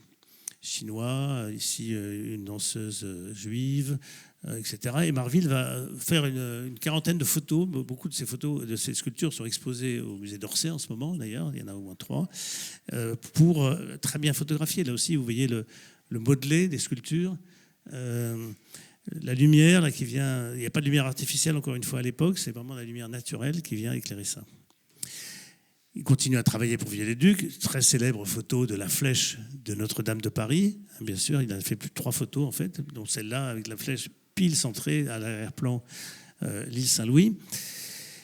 Et puis, il va photographier aussi beaucoup de tableaux. Il va travailler beaucoup avec Ingres. Et il va devenir un ami d'Ingres. D'ailleurs, après la mort d'Ingres, j'ai trouvé une preuve que Marville possédait 3 dessins d'Ingres, que Ingres avait dû lui donner. Et donc, Marville va photographier notamment la photo ici à droite, ce très célèbre, non pas l'autoportrait d'Ingres qui est à gauche, qui a été remanié par Ingres à la fin de sa vie. D'ailleurs, c'est un autoportrait quand il avait 24 ans, mais il l'a repris. Et il y a une copie au milieu qui a été faite par l'amie, la fiancée d'Ingres, Julie Forestier. Et en fait, Marville a photographié la copie. Peut-être pour Ingres, pour qu'Ingres puisse se souvenir de l'aspect qu'avait la peinture, comme il l'avait modifiée, mais l'aspect qu'avait la peinture à l'origine, puisque Julie Forestier avait fait la copie dès l'origine, en 1807, quand Ingres avait peint ce tableau. Marville va photographier plusieurs tableaux d'Ingres. C'est des grands tableaux, c'est pas si facile à photographier que ça. Et va partir aussi en Italie, va photographier un certain nombre de monuments italiens, de Turin, de reproductions aussi de sculptures ou de peintures qui sont dans les musées de Milan ou de Turin. Va photographier sans doute Cavour. C'est pas tout à fait sûr que ce soit lui qui ait fait cette photo. En tous les cas, il en a fait le tirage. Photo très célèbre de Cavour qui est utilisée dans une gravure ici. Donc Cavour, l'initiateur de la République en Italie. Marville a déménagé déjà dans les années 1862. Il s'est installé ici, boulevard Saint-Jacques. Vous voyez là, vous reconnaissez la place d'Enfer Rochereau, la gare ici d'Enfer, et il s'installe dans une maison qui est ici, juste en face là. Il prend en photo d'ailleurs en bas la maison où il pose. La maison, c'est intéressant parce qu'il a ce frontispice marqué CH Marville, photographe des musées impériaux et de la ville de Paris, puisqu'il a travaillé pour la commande du bois de Boulogne. Donc il a sa raison sociale, il a sa maison derrière, vous voyez des volets fermés à l'étage, donc ça veut dire que quelque part c'est son atelier probablement de tirage. Et puis il se fait photographier, il est au milieu avec son haut de forme, avec ses assistants, vous voyez Delahaye à droite, ses 3 assistants à gauche, et puis Madame Lebas au milieu. Donc quelqu'un qui cherchait aussi une certaine reconnaissance sociale, et on peut le comprendre, d'origine modeste, un petit artisan du centre de Paris, qui arrive avec la photographie, un art quand même un peu nouveau. C'est pas la peinture, c'est pas aussi prestigieux, mais tout de même à être reconnu comme un artiste à part entière. Et c'est là qu'il s'installe, donc, dans ces années 1860, comme un photographe d'architecture. Il a photographié beaucoup, à la fois Paris, mais aussi des chantiers. Ici, il va suivre par exemple tout le chantier de restauration du château de Saint-Germain par Eugène Millet, qui va restaurer ce château sur l'espace d'une quinzaine d'années. Marville va y aller à plusieurs reprises. On a des séries de photos qui montrent la progression des travaux, continue à photographier Paris, bien sûr. Et puis tous ces... Et ça, ce sont des commandes, ces monuments nouveaux qui émergent à Paris. Les halles, bien sûr, mais aussi le tribunal de commerce, l'hôtel de ville ancien, dont la cour est couverte par Baltard, avec une grande verrière et avec un escalier très monumental construit par Baltard, qui a disparu aujourd'hui, puisqu'il a été incendié. Ce nouveau palais de justice, incendié lui aussi sous la Commune, mais rebâti. Et donc, Marville a des commandes comme ça de monuments que la ville, sous Haussmann, commence à construire. Monuments publics. L'école des mines, ici, les nouvelles mairies, par exemple, qui vont fleurir un peu partout, les théâtres, ici, le théâtre du Châtelet, les prisons, prison de la Santé, en bas à gauche. Et donc, il va être d'abord commandité, après le Bois de Boulogne, pour photographier ces monuments qui commencent à jalonner le nouveau Paris qui est en train de se construire sous le Second Empire, y compris les parcs et jardins. Ici, le Square Sainte-Clotilde, l'exposition universelle de 67 en bas à gauche, ou évidemment les buttes Chaumont en cours de construction sur le site d'anciennes carrières qui sont réaménagées en parc urbain. Donc il va accompagner véritablement, à titre de photographe qui permet de documenter en quelque sorte ce travail, cette transformation radicale de Paris sous le Second Empire. On va lui commanditer aussi des photos de mobilier urbain. Et donc, il va faire des séries. Alors, c'est très moderne parce que vous retrouvez des artistes comme les Bécher, par exemple, qui ont photographié des bâtiments industriels en Allemagne dans les années 1970-80. Lui, c'est des lampadaires. Alors, vous voyez, le lampadaire toujours situé en plein milieu. Là, on ne coupe pas le pied, on ne coupe pas la tête. Il est vraiment juste bien cadré. Et puis, un arrière-plan légèrement flou pour bien détacher au premier plan le lampadaire. Et donc, il va en faire une série comme ça d'au moins une quarantaine, une cinquantaine. Et c'est là qu'en 1865, donc assez tard, sous le Second Empire, le Second Empire, ça a été au départ Bois de Boulogne, rue de Rivoli, les Halles, puis petit à petit, des percées. Et au fond, en 65, on décide, après tout un tas de débats, etc., ça traîne un peu, mais de photographier systématiquement toutes les rues de Paris qui vont disparaître. On l'avait déjà fait sous forme de dessin pour la rue de Rivoli. C'est comme ça qu'on a le dessin de la maison qu'il habitait. Mais c'était des dessins. Les dessins, c'est un peu laborieux, c'est des relevés. Là, Marville, ce sera la photo. Donc, il va photographier, au fond, sur commande, tout un tas de rues du Vieux-Paris qui sont appelées à disparaître en tout ou partie, avec les percées haussmanniennes. Alors, Marville va photographier avec ses rues, avec son appareil, placé en général à 1,50 m de hauteur, c'est après la hauteur de son œil. En général, 2 photos des rues, une dans un sens, une dans l'autre, légèrement décentrées pour qu'on voit la rue, avec un premier plan toujours pour qu'on puisse lire éventuellement où est-ce qu'on est. On peut même lire les plaques de rue, comme c'est des photos faites sur des négatifs, encore une fois, de très grande dimension. Et il va nous produire une série absolument incroyable, à peu près presque 500 photos, 480 à peu près, de ces rues du Vieux-Paris, qui encore aujourd'hui nous intriguent. Alors, ces rues, elles sont vides. Évidemment. Parce que, alors on voit, vous voyez, ici, on le voit par exemple, on voit assez bien, la traînée grise, donc il y a du monde en fait. Parfois, il y a une personne, un commerçant qui se tient dans l'embrasure, qui regarde. Parfois, Marville lui-même va se positionner. Mais elles apparaissent vite, tout simplement, parce que les temps de pause sont longs.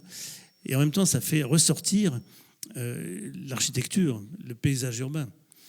Et au fond, Marville est l'un des inventeurs de la photographie d'architecture. Vous voyez que les verticales sont verticales. Comme l'œil humain, comme le cerveau humain, les redresse spontanément. Mais une photo, prenez une photo en contre-plongée, les verticales vont être obliques. Et donc, Marville redresse ces verticales, fait des scènes urbaines où il n'y a personne, ou presque. Et en même temps, il va documenter. Mais documenter, c'est plus qu'une documentation, parce qu'on va souvent traiter ces photos ou les qualifier de photos documentaires, jusque dans les années 1980. Elles seront un peu reléguées, et surtout en comparaison avec celle d'Adjet. Adjet arrive 40 ans plus tard. C'est vraiment 2 générations d'écart entre Marville et Adjet. Mais Adjet, il a des instantanés. Il peut photographier les petits métiers, il peut photographier les gens dans la rue qui bougent. Et donc Marville va nous proposer un regard sur Paris extraordinaire, parce qu'il est à ce point systématique. Il couvre la rive gauche, la rive droite, tout un tas de quartiers qui sont appelés à bouger. Vous voyez les Halles ici en bas à gauche, par exemple, quartier des Halles. L'île de la Cité, dont presque toutes les rues ont été rasées sous le Second Empire. Avec ce pittoresque aussi qui, tout d'un coup, nous projette dans presque un autre monde, hein, qu'on a presque oublié. Il s'intéresse aussi à la périphérie.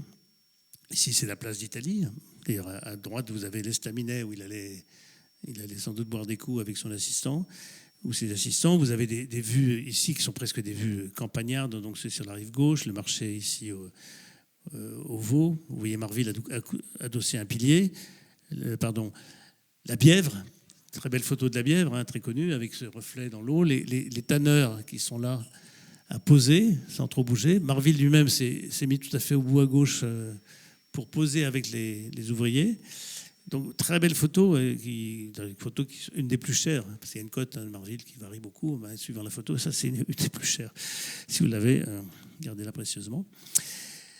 Voilà, et Marville va faire ses photos pour la ville de Paris, conserver les négatifs, fournir des tirages à la ville, qui va les garder. Peut-être va-t-il montrer ces tirages ou en vendre certains à l'unité, y compris avec un graveur qui s'appelle Martial Potémon. Donc vous avez ici à gauche une photo de Marville, à droite la gravure faite par Martial Potémon. Donc vous voyez qu'il a entièrement pompé sur Marville, que c'est dessiné d'après photo. Hein.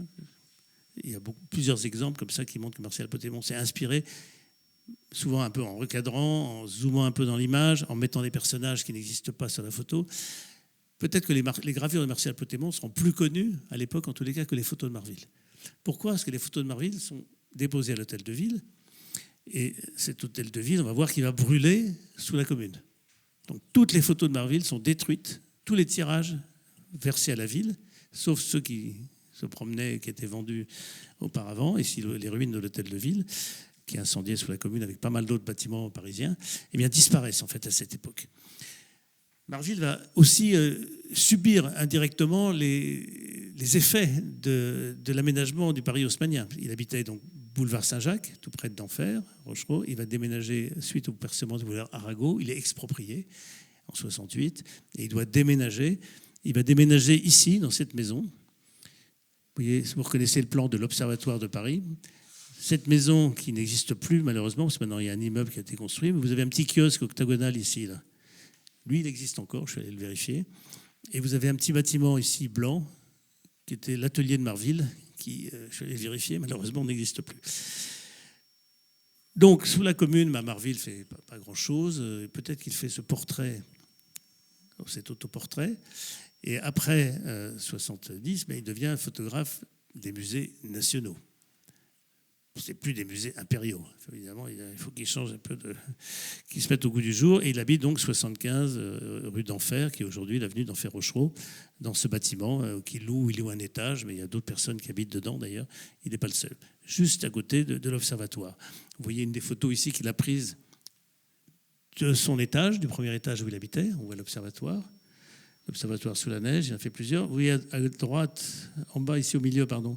Le petit bâtiment blanc que je vous indiquais sur le plan, c'est là où était son atelier. Vous reconnaissez Charles de la Haye au milieu, avec des photos qui sont encadrées dehors, qui doivent sécher peut-être au soleil, je ne sais pas. Et malheureusement, ce bâtiment a disparu. Et petit détail de cette image, vous voyez ce détail-là, en bas à gauche. Je l'ai agrandi ici, là. Vous voyez que ça supporte assez bien l'agrandissement. Et vous reconnaissez Marville. Alors, je ne sais pas s'il regarde sa montre, il a une bêche à la main, et donc il devait cultiver son jardin. Il avait un jardin potager aussi. Voilà, et donc il avait trouvé finalement un emplacement assez sympathique pour habiter, pas loin de là où il habitait avant. Il a toujours habité rive gauche dans sa carrière professionnelle, et donc c'est là aussi où il est mort en 1879. Mais après la commune, et même avant, en 1870, malheureusement, Marville, qui a quand même fait ses preuves avec ses photos du Paris nouveau, du Paris ancien, on trouve qu'il est un peu cher. Et puis, la ville de Paris, mesquinement, va le virer, on pourrait dire ça comme ça, pour le remplacer par un plus jeune, qui s'appelle Aymon, originaire d'une famille originaire de Hollande. Et Aymon, Pierre Aymon, va être un peu un continuateur de Marville. Là, ce sont des photos d'Aymon, de Pierre Aymon. Ce n'est pas des photos de Marville, ça. Vous voyez, on reconnaîtrait presque des photos de Marville, peut-être un peu moins un peu moins bien cadré, un peu moins bon. Enfin, en tous les cas, Pierre-Raymond est moins cher et donc peut-être plus malléable parce qu'il est plus jeune. Peut-être Marville avait un caractère un petit peu ombrageux, il faut bien le dire, semble-t-il. Je ne l'ai pas rencontré, hein, mais je pense.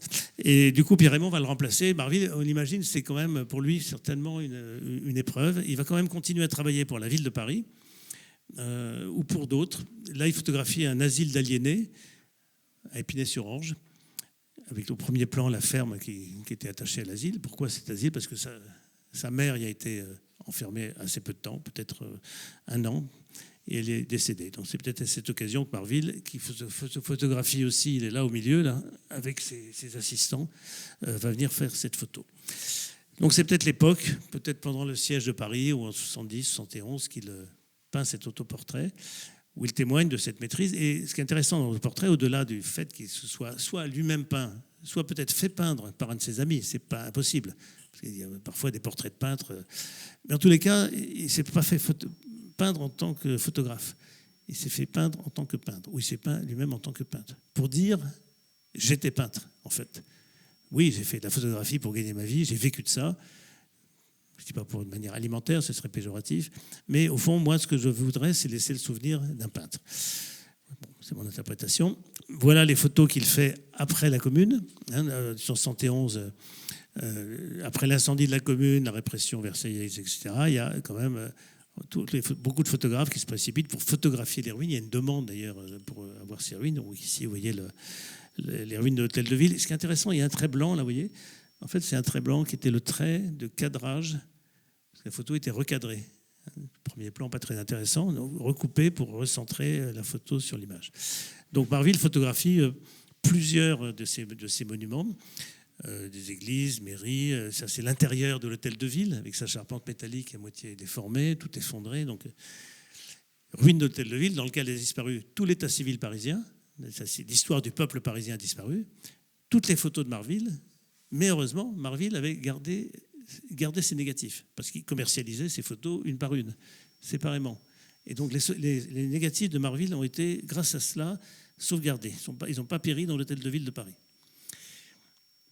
Marville va tout de même avoir des nouvelles commandes après la Commune. Vous savez que les transformations d'Haussmann se poursuivent après, sous le début de la Troisième République, et jusque dans les années 1920, avec notamment Alphand qui reste en poste, qui va rester en poste comme directeur des travaux de Paris jusqu'à sa mort, et qui va poursuivre au fond les schémas de percement, de nouveaux aménagements, de nouveaux équipements qui avaient été déjà pensés sous Haussmann. Oui, ici la mise en place d'un arbre de belle taille, tiré avec une espèce de charrette tirée par des chevaux qu'on va installer directement pour meubler en fait ces nouvelles rues. Et Marville, comme sous le Second Empire, va être commandité pour photographier, même chose, les nouvelles mairies, les nouvelles églises reconstruites, l'Hôtel-Dieu à droite, là, ici, sur l'île de la Cité. Toujours, vous voyez, des photos absolument impeccables, très, très bien cadrées, des photos absolument remarquables. Il va être aussi commandité pour photographier ce nouveau mobilier urbain qui vient compléter ce qui était déjà mis en œuvre sous le Second Empire, des lampadaires, mais aussi par exemple les colonnes Maurice qui permettent d'afficher les programmes des théâtres. Des petits kiosques de marchands de journaux, des chalets de nécessité, comme on disait, ou des vous voyez j'allais dire des pissotières, mais enfin bon voilà, les Vespasiennes, le mot exact. Vous voyez, avec un personnage ici, peut-être un de ses assistants d'ailleurs qui est là, qui pose. Voilà. Et donc il a fait une série aussi sur les Vespasiennes. Donc il y a vraiment cet aspect sériel de son travail qui est en fait très contemporain, parce qu'on trouve beaucoup de photographes d'aujourd'hui qui travaillent de cette manière-là, qui font des séries d'objets ou de thèmes absolument pris de la même manière. Il va travailler avec des architectes, ici avec Abadi, pour qui il avait déjà photographié pas mal d'églises dans le sud-ouest qu'Abadi avait construit ou rénové. Ici, c'est le projet d'Abadi pour le concours du Sacré-Cœur, qui va être finalement réalisé, comme monument expiatoire à la Commune d'ailleurs. Et puis, il photographie ce nouveau Paris, avec ces grandes avenues, un peu larges, un peu avec des perspectives très ouvertes. On voit le ciel. Donc aujourd'hui, il ne nous parle pas tellement. Enfin, c'est des photos qu'on trouve un peu carte postale ou un peu... La carte postale n'existait pas. La carte postale existera 20 ans plus tard seulement.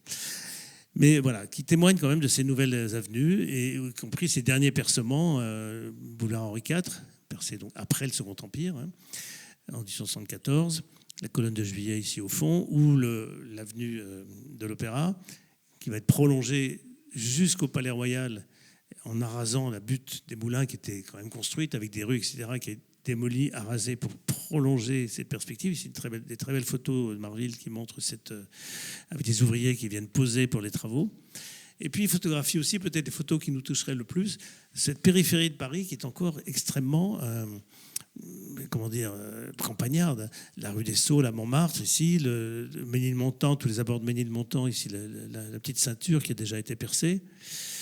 Ou cette photo très, très célèbre, hein, le haut de la rue Champlain, vous voyez à l'arrière-plan, dans la brume, juste au milieu de la composition, c'est un monument construit au Père-Lachaise, qui était en cours de construction au Père-Lachaise, une tombe en forme de cône.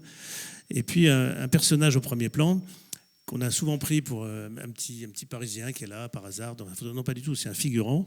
Parce que j'avais regardé la photo, je me disais, ça c'est bizarre, il a des belles chaussures quand même pour un petit Parisien, et puis un beau pantalon à bandes, une casquette, une veste. Et puis en fait, on retrouve ce figurant sur d'autres photos que Marville a prises, par exemple, rue d'Alésia, dans le 14e, donc dans un quartier complètement différent.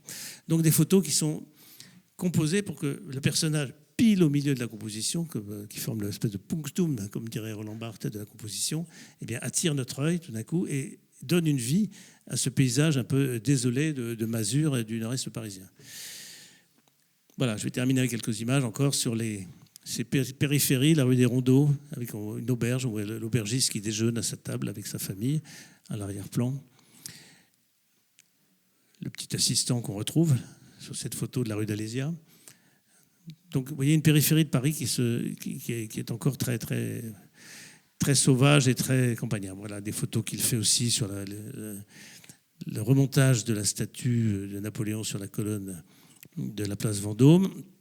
Et puis ces dernières années où il va continuer à photographier Paris, ici l'exposition universelle de 1878, et notamment ce pavillon de la ville de Paris qui fait un pavillon entier en 78 pour montrer au fond les réalisations, pas seulement de la Troisième République qui s'est installée, mais du Second Empire, donc avec des photos de Marville qui sont à l'honneur, à la fois pour illustrer les rues disparues et pour illustrer les nouveaux bâtiments et les nouvelles avenues dans ce pavillon que Marville a photographié. Je vous passe rapidement sur les statues. Une statue de Sarah Bernard, elle était sculptrice avant d'être actrice, hein, Sarah Bernard. Très belle photo ici après la tempête. C'était le plâtre qui était dans l'atelier. Souvent, Marville travaillait avec beaucoup de sculpteurs. Il était dans ce milieu artistique. Il allait photographier les sculptures dans l'atelier. Et puis Marville fait son testament. C'est une des dernières photos qu'on a pu identifier de Marville, à droite. Son testament où il lègue, encore une fois, tous ses biens à Jeanne Lebas, comme j'ai dit tout à l'heure, et Jeanne Lebas qui va décéder 3 ans plus tard, qui va déménager d'ailleurs un peu plus loin mais pas très loin, et qui va décéder. Et les photos, et c'est la seule chose qui m'intéresse aussi encore aujourd'hui, c'est des photos qui sont restées dans l'atelier probablement que je vous ai montré, près de l'Observatoire, ont été finalement acquises par un marchand d'estampes et d'éditeurs qui s'appelait Guérinet, Armand Guérinet. Et la ville de Paris a eu vent de cela, et la ville de Paris lui a écrit en disant écoutez, les photos nous appartiennent, elles ont été commanditées par la ville, ce qui était exact, donc nous vous demandons de restituer les photos. Et donc Guérinet va s'exécuter, va revendre les plaques de verre, les centaines de plaques de verre et les tirages que possédait Marville pour même pas le prix du verre, même pas le poids du verre. Et finalement, la ville va les récupérer, va verser les photos, les négatifs à la bibliothèque historique de la ville de Paris qui est en train de se créer, et les tirages au musée Carnavalet qui se crée aussi à l'époque. Ce qui nous a permis miraculeusement de sauvegarder ce témoignage absolument incroyable d'un photographe qui a posé sur Paris un regard absolument fantastique, un regard d'artiste, et puis un regard aussi qui nous fait rentrer dans cette époque comme on n'aurait sans doute pas fait si ces photos avaient disparu. Voilà, tout ça je le raconte en détail dans ce beau livre que vous pouvez, dont vous pouvez faire l'acquisition, et je ferai un plaisir de dédicacer si vous le souhaitez. J'étais un petit peu long, je suis désolé. Merci en tous les cas beaucoup de la qualité de votre attention. Merci beaucoup.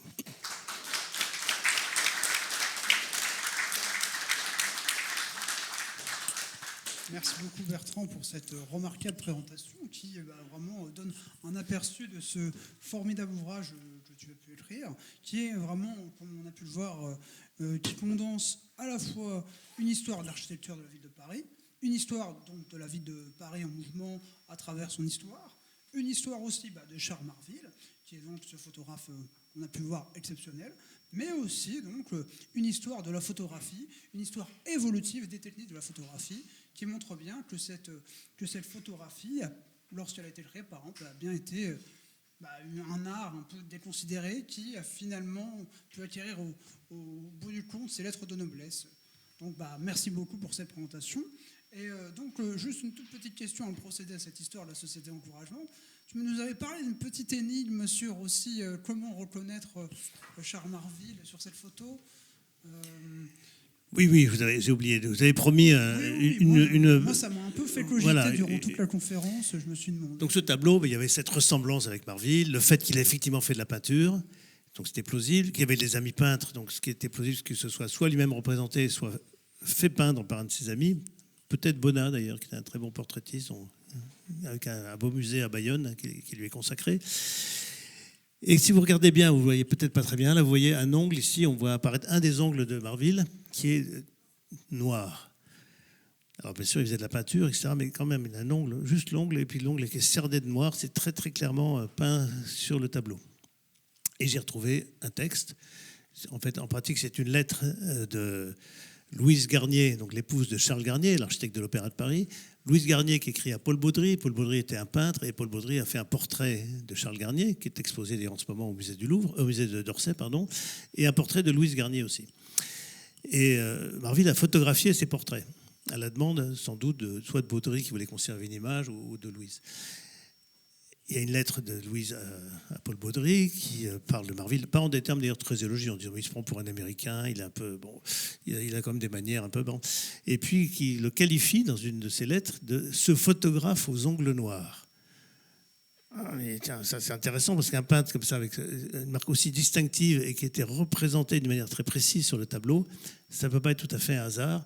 Donc pour moi, c'est une petite preuve, même si le tableau n'est pas signé, peut-être qu'il a été signé, et puis en passant au rayon X, on verrait apparaître Charles Marville en gros, bon, ce serait trop beau, mais au moins une petite preuve qui semblerait bien corroborer le fait que la personne représentée ici est bien Charles Marville. Voilà, et ça c'est un texte qui a été retrouvé, c'est pas moi qui l'ai trouvé, d'ailleurs c'est une lettre qui figure aux archives de l'école des Beaux-Arts, parmi la correspondance de Louise Garnier et de Charles Garnier. Merci beaucoup, c'était très très intéressant. Et donc maintenant, je vais un peu procéder rapidement à l'histoire du développement de la photographie à la Société Encouragement. Donc pour rappel, la Société Encouragement pour l'Industrie Nationale a été fondée par un groupe d'industriels, de savants, de scientifiques, d'économistes, qui en fait avaient pour ambition de stimuler l'innovation dans le domaine de l'industrie. Sauf que l'industrie, ce n'est pas que de la métallurgie, ce n'est pas que, par exemple, les chemins de fer, mais c'est aussi, par exemple, de l'agriculture, c'est aussi, bien sûr, du commerce, c'est aussi des questions mécaniques, etc., etc. C'est pour ça que lorsque la Société Encouragement est créée en 1801, elle dispose, dès sa fondation, de 5 comités.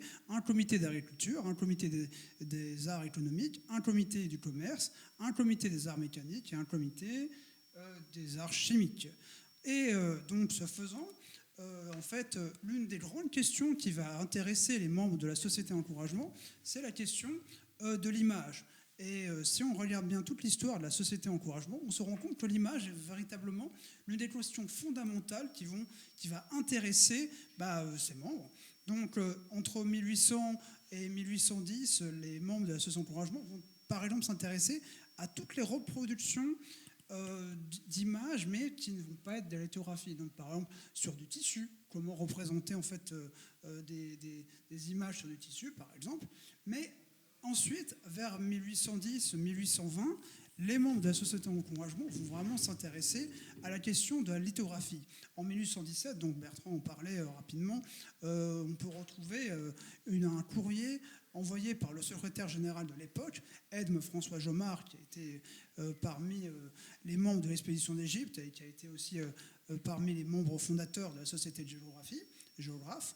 Et donc Edme François Jomard a écrit à Nicéphore Niepce pour lui dire que la Société Encouragement est absolument reconnaissante pour ses travaux sur la lithographie.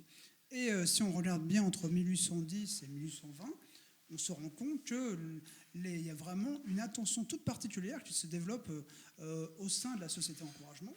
Et cette attention se manifeste par la création d'une commission spéciale dédiée à la lithographie, qui va être composée de divers membres, dont notamment Edme François Jomard, qu'on retrouve. Et donc, j'aurais pu vous citer rapidement les membres de la commission, si j'en ai rapidement le temps. Donc, parmi ces membres, on retrouvera notamment, par exemple, Anselme Payen, Léonore Mérimée, ou encore Louis-Benjamin Francoeur, un mathématicien qui sera spécialiste des machines. Et ensuite, donc vers 1839, alors que lithographie demeure toujours l'une des questions centrales de la société encouragement, et la société encouragement va s'intéresser au développement de la photographie. Et cela va se manifester, par exemple, par Daguerre, qui va faire une conférence à la société encouragement en 1839. Et c'est à la société encouragement et dans les archives que nous retrouvons une des toutes premières mentions du mot photographie, qui va être utilisé de façon un peu avant-gardiste par les membres de la société encouragement pour qualifier cette nouvelle technique, ce nouvel art industriel qui va se développer. Et pour un peu témoigner de cet intérêt, les membres de la société encouragement vont aussi créer une commission spéciale pour s'intéresser aux questions de la photographie. Donc, dans cette commission, on retrouve Edme François Jomard, mais d'autres personnes toutes intéressées par ces questions, dont, par exemple, rapidement, Jean-Baptiste Chevalier, Henri-François Gautier, ou encore Pierre-Armand Sellier, et Augustin François Thivès, et aussi Amédée Durand. Donc, on retrouve donc des fabricants de machines, des académiciens et d'autres dirigeants de la société encouragement. Et c'est à la société encouragement que vont aussi se développer, on va dire, on va voir venir via cette commission des tout premières grandes innovations autour de la photographie. Par exemple, dans l'article de Daniel Boin que j'ai sous les yeux, on retrouve par exemple une innovation tout à fait caractéristique de cette époque, dont l'image de l'appareil portatif à souffler de Séguier, qui témoigne vraiment de ce foisonnement d'innovation qui va être à la société encouragement, parce qu'à l'époque, la société encouragement lançait des concours afin de stimuler les inventeurs, les créateurs de machines, de procédés d'invention pour favoriser l'innovation dans ce domaine qui est la photographie, qui est vraiment un art naissant et qui suscite l'intérêt d'inventeurs qui se disent que c'est une voie d'avenir qui va révolutionner vraiment toute cette époque et qui va un peu inciter et créer la modernité. Et donc, je continue. On va voir aussi d'autres procédés toutes de nouvelles techniques qui vont être examinées par les membres de la société encouragement. Donc rapidement, la photogravure qui va intéresser les membres de la société encouragement. Il va aussi y avoir l'héliogravure aussi, donc développée par Niepce de Saint-Victor, et aussi parce que la société encouragement va vraiment aussi prendre conscience d'un tout nouvel intérêt, c'est la question des arts industriels. C'est pour ça qu'en 1855 va se créer une commission des beaux-arts appliqués à l'industrie qui va commencer à vraiment montrer que l'industrie peut aussi être appliquée aux beaux-arts. Alors cela fait aussi suite à l'exposition universelle de 1851 à Londres, où le Crystal Palace est vraiment le firmament, le monument emblématique de à quel point l'industrie peut vraiment être au service de l'architecture. Et surtout, ce qu'il faut savoir, c'est qu'à la société encouragement, il y avait une vision de la photographie. C'est-à-dire que la photographie avait pour but, donc là je vais reprendre les mots de Charles Philibert de Lasteyrie, qui était l'un des membres fondateurs de la société encouragement, elle avait pour but de faire circuler les lumières de l'instruction. C'est-à-dire que via la photographie, qui était un procédé technique, elle permettait de faire circuler les sciences et aussi les dernières découvertes dans le domaine de la mécanique. C'est pour ça que... alors, il va falloir attendre un peu de temps pour que la photographie va être présente dans le bulletin, mais on va vraiment voir dans les archives qu'on a pu retrouver dans les archives de la Société Encouragement que la photographie va être au service des sciences. Donc c'est pourquoi on va voir que des concours vont être créés, par exemple, pour de la photographie, pour de la topographie, de la photographie pour la géographie, de la photographie pour plein d'usages différents, la médecine, etc., etc. Donc on va vraiment voir un art industriel qui va se créer. Et dans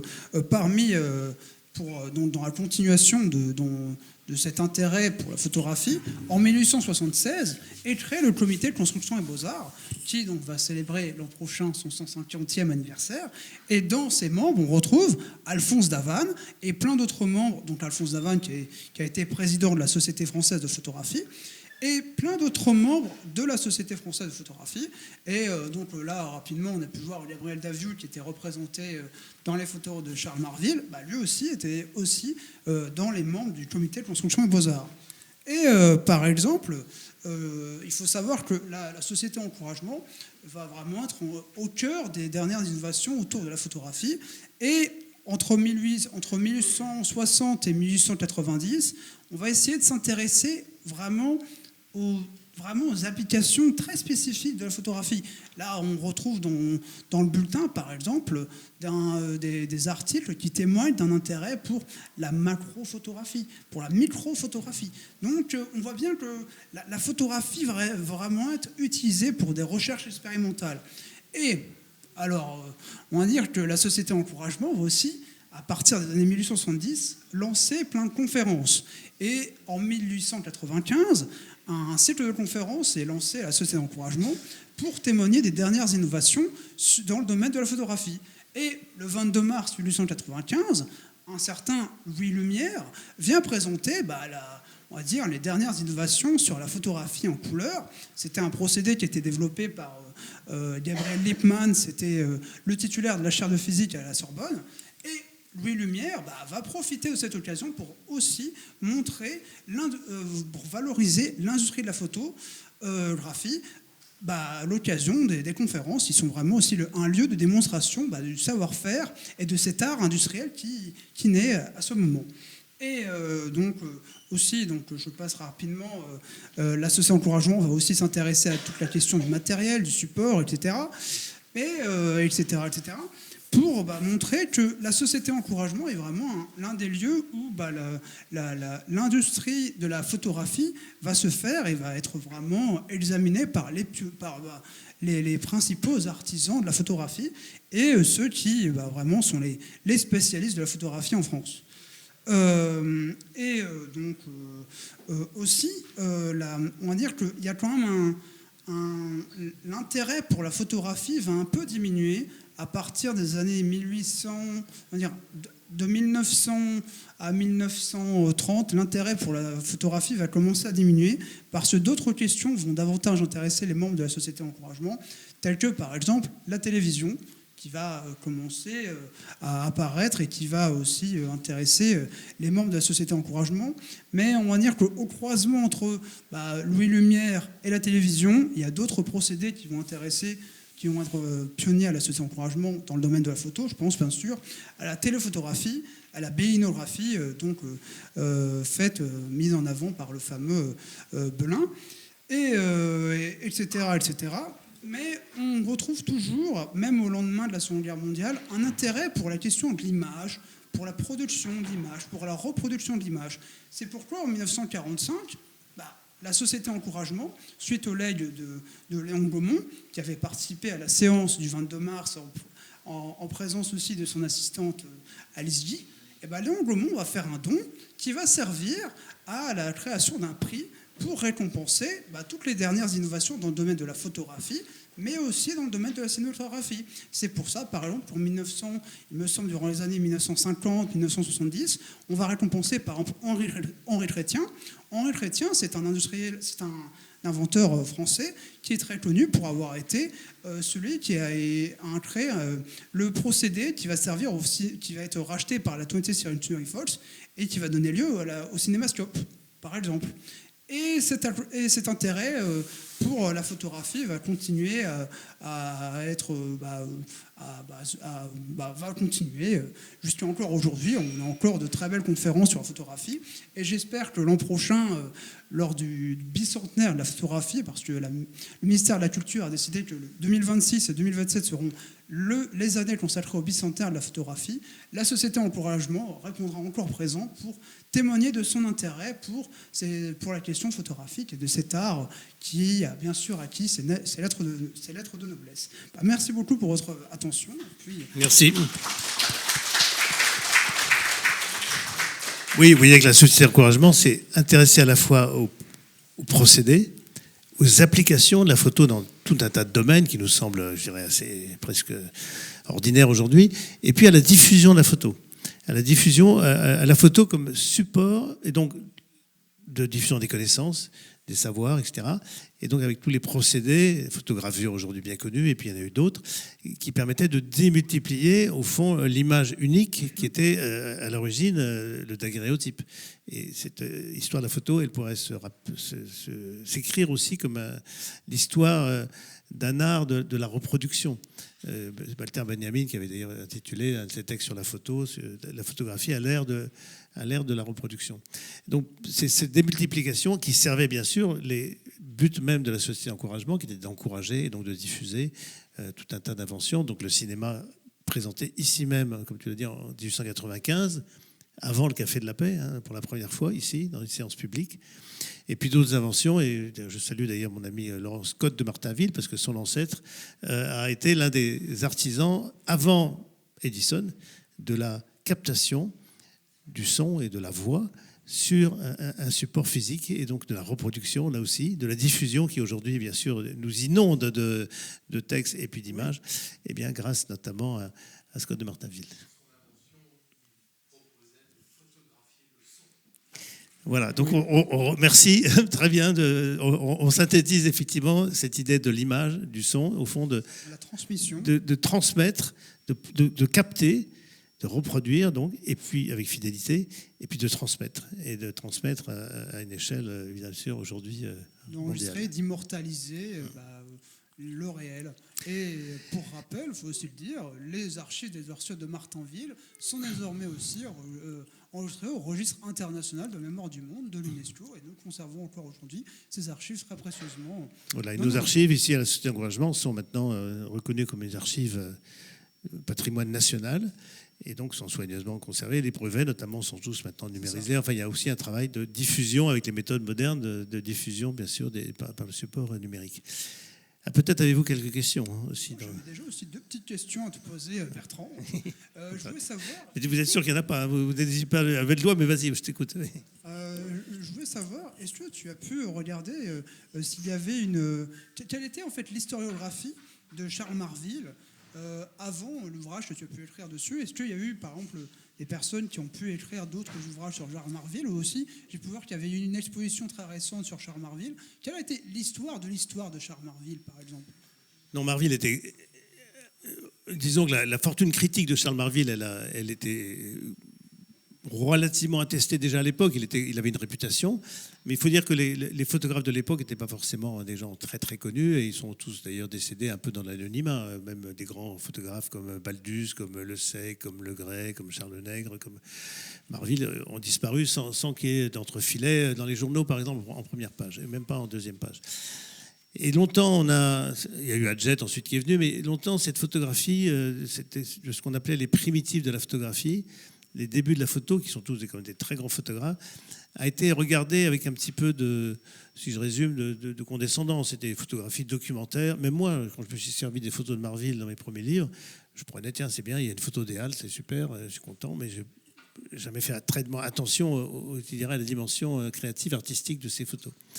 Et ces photos, elles ont été ensuite redécouvertes dans les années 80, parce qu'on a réapprécié à cette époque, et c'est pas que Marville qui est concerné, mais toutes les photos justement de photographie un peu industrielle, photographie un peu technique, des gens qui photographiaient des ponts, des choses comme ça, des installations industrielles, on les a redécouvertes dans les années 80, réévaluées, y compris par des historiens de la photo, qui ont porté un autre regard en se disant, mais au fond, c'est des photos qui sont extraordinaires. C'est pas juste le témoignage de montrer le pont Alexandre III en chantier, c'est aussi des photos qui ont leur valeur. Et donc, du coup, il y a eu ce mouvement, et il y a eu une exposition du fonds de la Bibliothèque historique de la ville de Paris, donc très important, qui conserve à peu près 850-900 négatifs, plus quelques centaines de photos qui ont été retirées à plusieurs reprises. Il y a des tirages contemporains de bonne qualité d'ailleurs, qui a été une exposition avec un petit catalogue, un petit texte. Il y a eu une édition des photographies du Vieux Paris qui a été fait chez Azan, un éditeur avec plusieurs éditions d'ailleurs, mais avec un court texte d'introduction. Et tous ces petits textes, y compris des livres un peu plus récents d'ailleurs, une exposition aux États-Unis il y a une quinzaine d'années qui était déjà plus documentée, mais au fond qui restait un petit peu à la surface des choses, qui ne sont jamais tellement intéressés à Marville lui-même, qui partait au fond des Marville photographes du Vieux Paris, c'est son principal titre de gloire, qui regardait un peu moins la photographie du Nouveau Paris, parce qu'on a peut-être un regard moins intéressé par ça, et qui ne regardait pas aussi le reste, qui n'avait pas tellement intégré la dimension, disons, de formation et d'œuvres artistiques de dessinateurs et de peintres de Marville.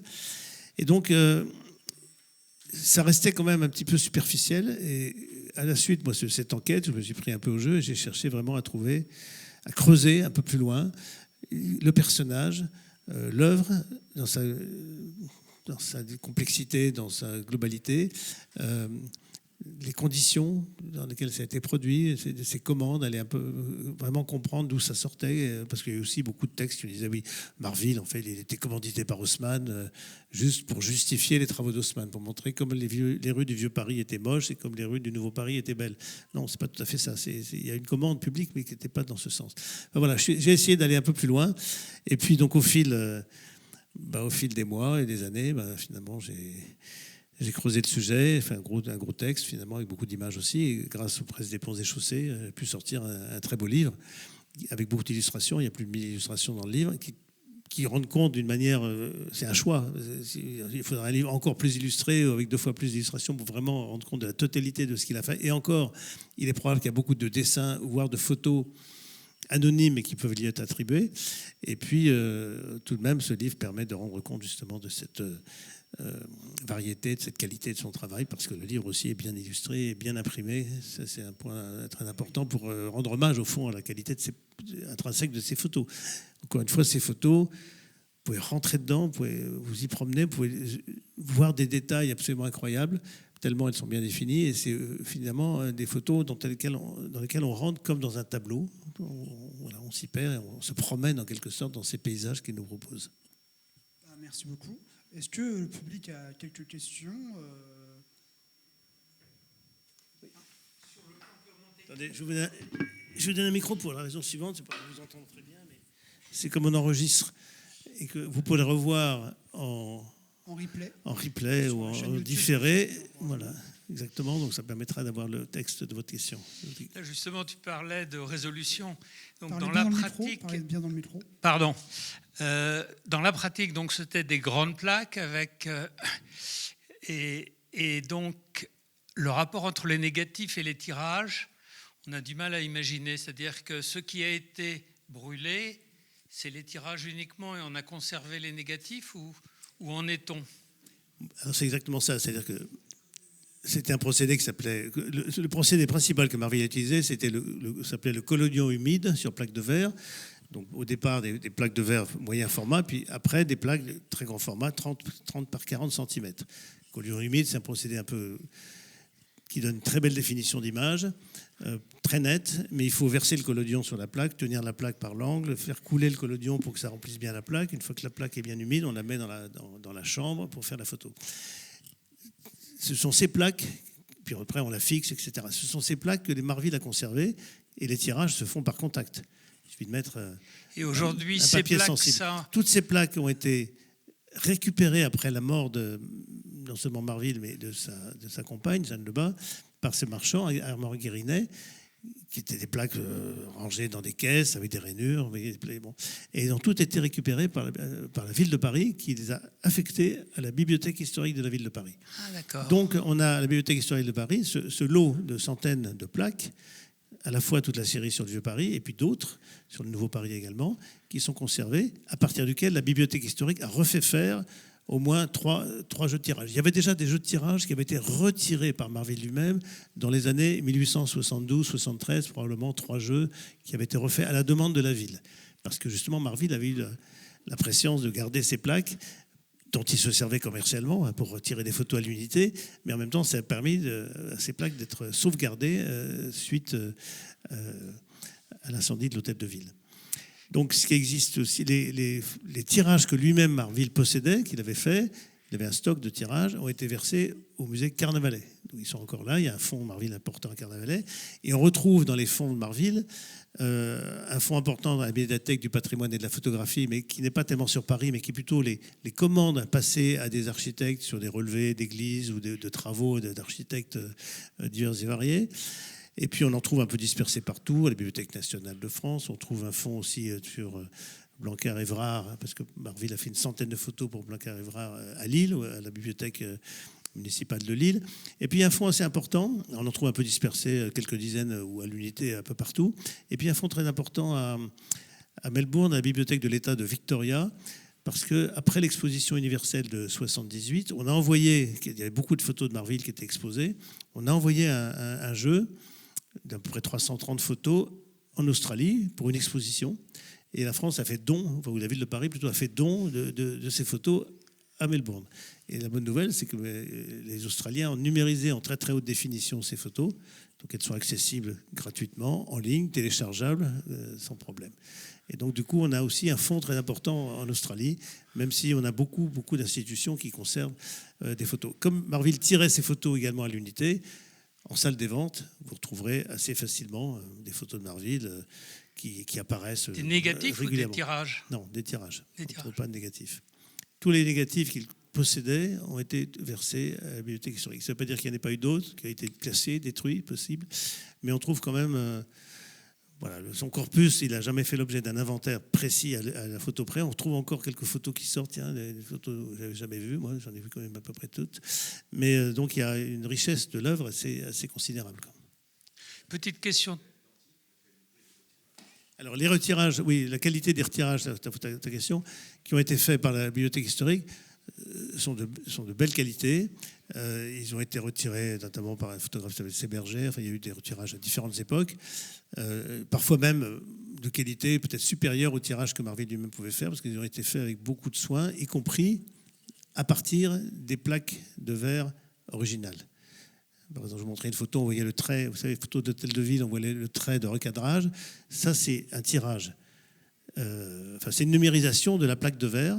Et donc, le tirage contemporain est directement issu de la plaque de verre. Ce n'est pas le retirage fait par Marvil dans les années 1870. Donc, on a vraiment une qualité, la chance de disposer d'un corpus, disons, de photos de très, très belle qualité, techniques, bien conservées aujourd'hui et qui font partie maintenant de notre patrimoine. Parlez dans le micro, s'il vous plaît. Je vais reprendre la question. Est-ce que le nombre de tirages ne nuit pas à la qualité de la plaque de verre? Il faut prendre des précautions. Non, oui, non, ça n'endommage pas. Et puis, en plus des retirages, il n'y en a pas eu 50 000. C'est-à-dire qu'on maintenant, toutes les photos, toutes les plaques de verre ont été numérisées en haute définition. Donc maintenant, on travaille, on laisse les plaques de verre dormir tranquillement dans les archives, on ne les bouge pas. On travaille, mais moi, j'ai travaillé à partir des numérisations des plaques de verre. Une numérisation qui ont été faites en belle qualité. Alors évidemment, une plaque de verre, c'est fragile, ça peut se casser. Il y a des photos, il y a quelques plaques de verre cassées à la bibliothèque historique, où les tirages d'époque étaient parfois sur carton, peuvent être, si on les met trop à plat, ils peuvent se casser aussi. Voilà. Mais on ne cherche plus maintenant à refaire des nouveaux tirages. On va travailler directement à partir des numérisations des plaques pour sauvegarder justement l'intégrité de ces plaques.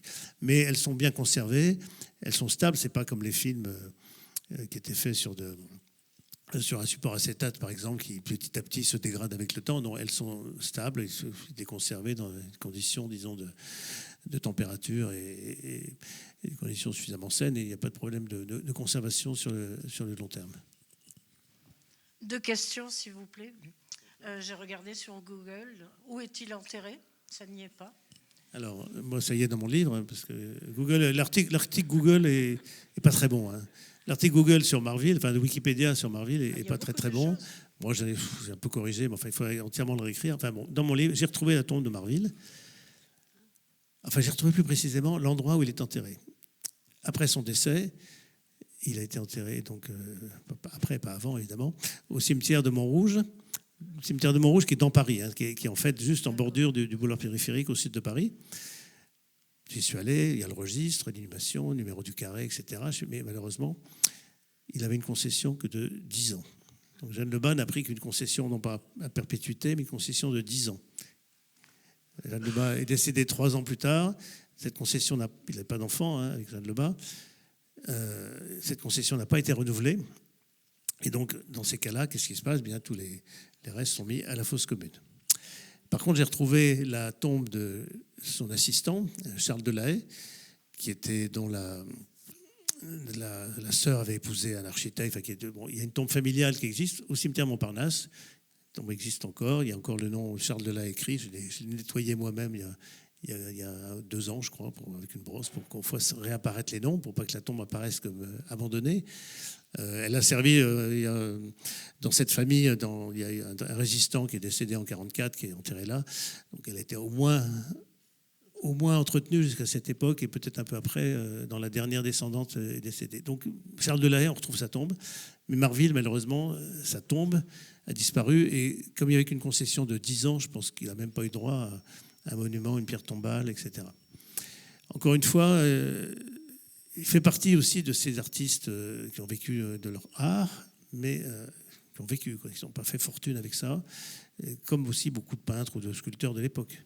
C'est pas comme des peintres comme Ingres qui a pu se faire, enfin, c'est pas lui qui l'a fait peut-être, mais enfin, qui avait suffisamment de notoriété pour que Baltard lui-même fasse sa tombe au Père-Lachaise ou d'autres. Hein. Donc voilà, malheureusement. Et votre deuxième question ? Autre question. Comment faisait-il ? Il courait pour se mettre devant l'objectif ? Ou il avait un assistant ? Alors, rappelez-vous qu'il avait une chambre, donc 30-40, c'est-à-dire que la chambre est à peu près grande comme ça, enfin c'est avec un pied. Donc rien que la chambre doit peser 30 kilos, plus le pied, 30 kilos, plus les valises, enfin les caisses. Je pense, il y a une photo d'ailleurs, il y a une charrette, une photo des Halles, il y a une charrette au premier plan. Je pense que c'est la charrette dont il se servait pour mettre son matériel. On voit des caisses, etc. Je pense qu'on la voit apparaître sur l'image. Donc, il fallait transporter les produits chimiques, parce qu'il fallait préparer le collodion, les plaques de verre rangées dans des caisses en bois rainurées, etc. Donc, bon, il avait des assistants. Dans la photo qu'on voit, où on voit son atelier, son logement, boulevard Saint-Jacques, on le voit lui, et on voit 3 assistants sur la gauche et 2 autres, dont Delahaye sur la droite. Donc, au moins 5 assistants pour transporter, pour installer. Donc, pas besoin de courir parce que de toute façon, les temps de pause étaient longs. Donc, on installe l'appareil. Là, il fait son cadrage. On peut imaginer ça comme ça, avec, vous savez, la cape noire. Là, ça. Très bien. Bon, allez, on va y aller. Je me mets en place. C'est bon. Hop, on enlève le bouchon de l'objectif. On compte jusqu'à 15. Puis après, on met le bouchon. C'est pas des obturateurs rapides comme aujourd'hui. Donc, voilà. Donc, ça lui permettait. Et il y a beaucoup, beaucoup de photos. Je ne les ai pas comptées, mais au moins une trentaine peut-être, où il est vraiment reconnaissable sur la photo, en posant. Il ne bouge pas, évidemment, il regarde l'objectif en général. Et c'est assez intéressant de voir qu'il se met en scène comme ça, peut-être pour créer une présence humaine dans les photos, peut-être aussi par espèce de coquetterie. C'est une manière aussi de signer quelque part la photo, puisqu'il est dessus. Souvent, il signait, notamment dans ses débuts, il signait directement sur le négatif, gravé à la pointe métallique son nom et la date sur le négatif.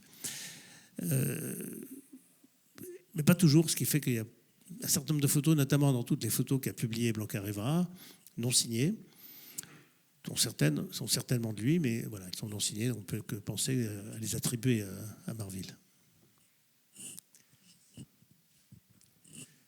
D'autres questions ? Non. En tout cas, je tiens une nouvelle fois à remercier Bertrand pour la présentation de son livre. Donc, et puis, je vous encourage tous, bien sûr, à plonger dans ce magnifique ouvrage, richement illustré et puis foisonnant, qui nous permet, bien sûr, de redécouvrir et de prolonger la mémoire et l'histoire de Charles Marville. Encore merci beaucoup, Bertrand. Vous pouvez l'applaudir. Merci à toutes et à tous. Merci beaucoup.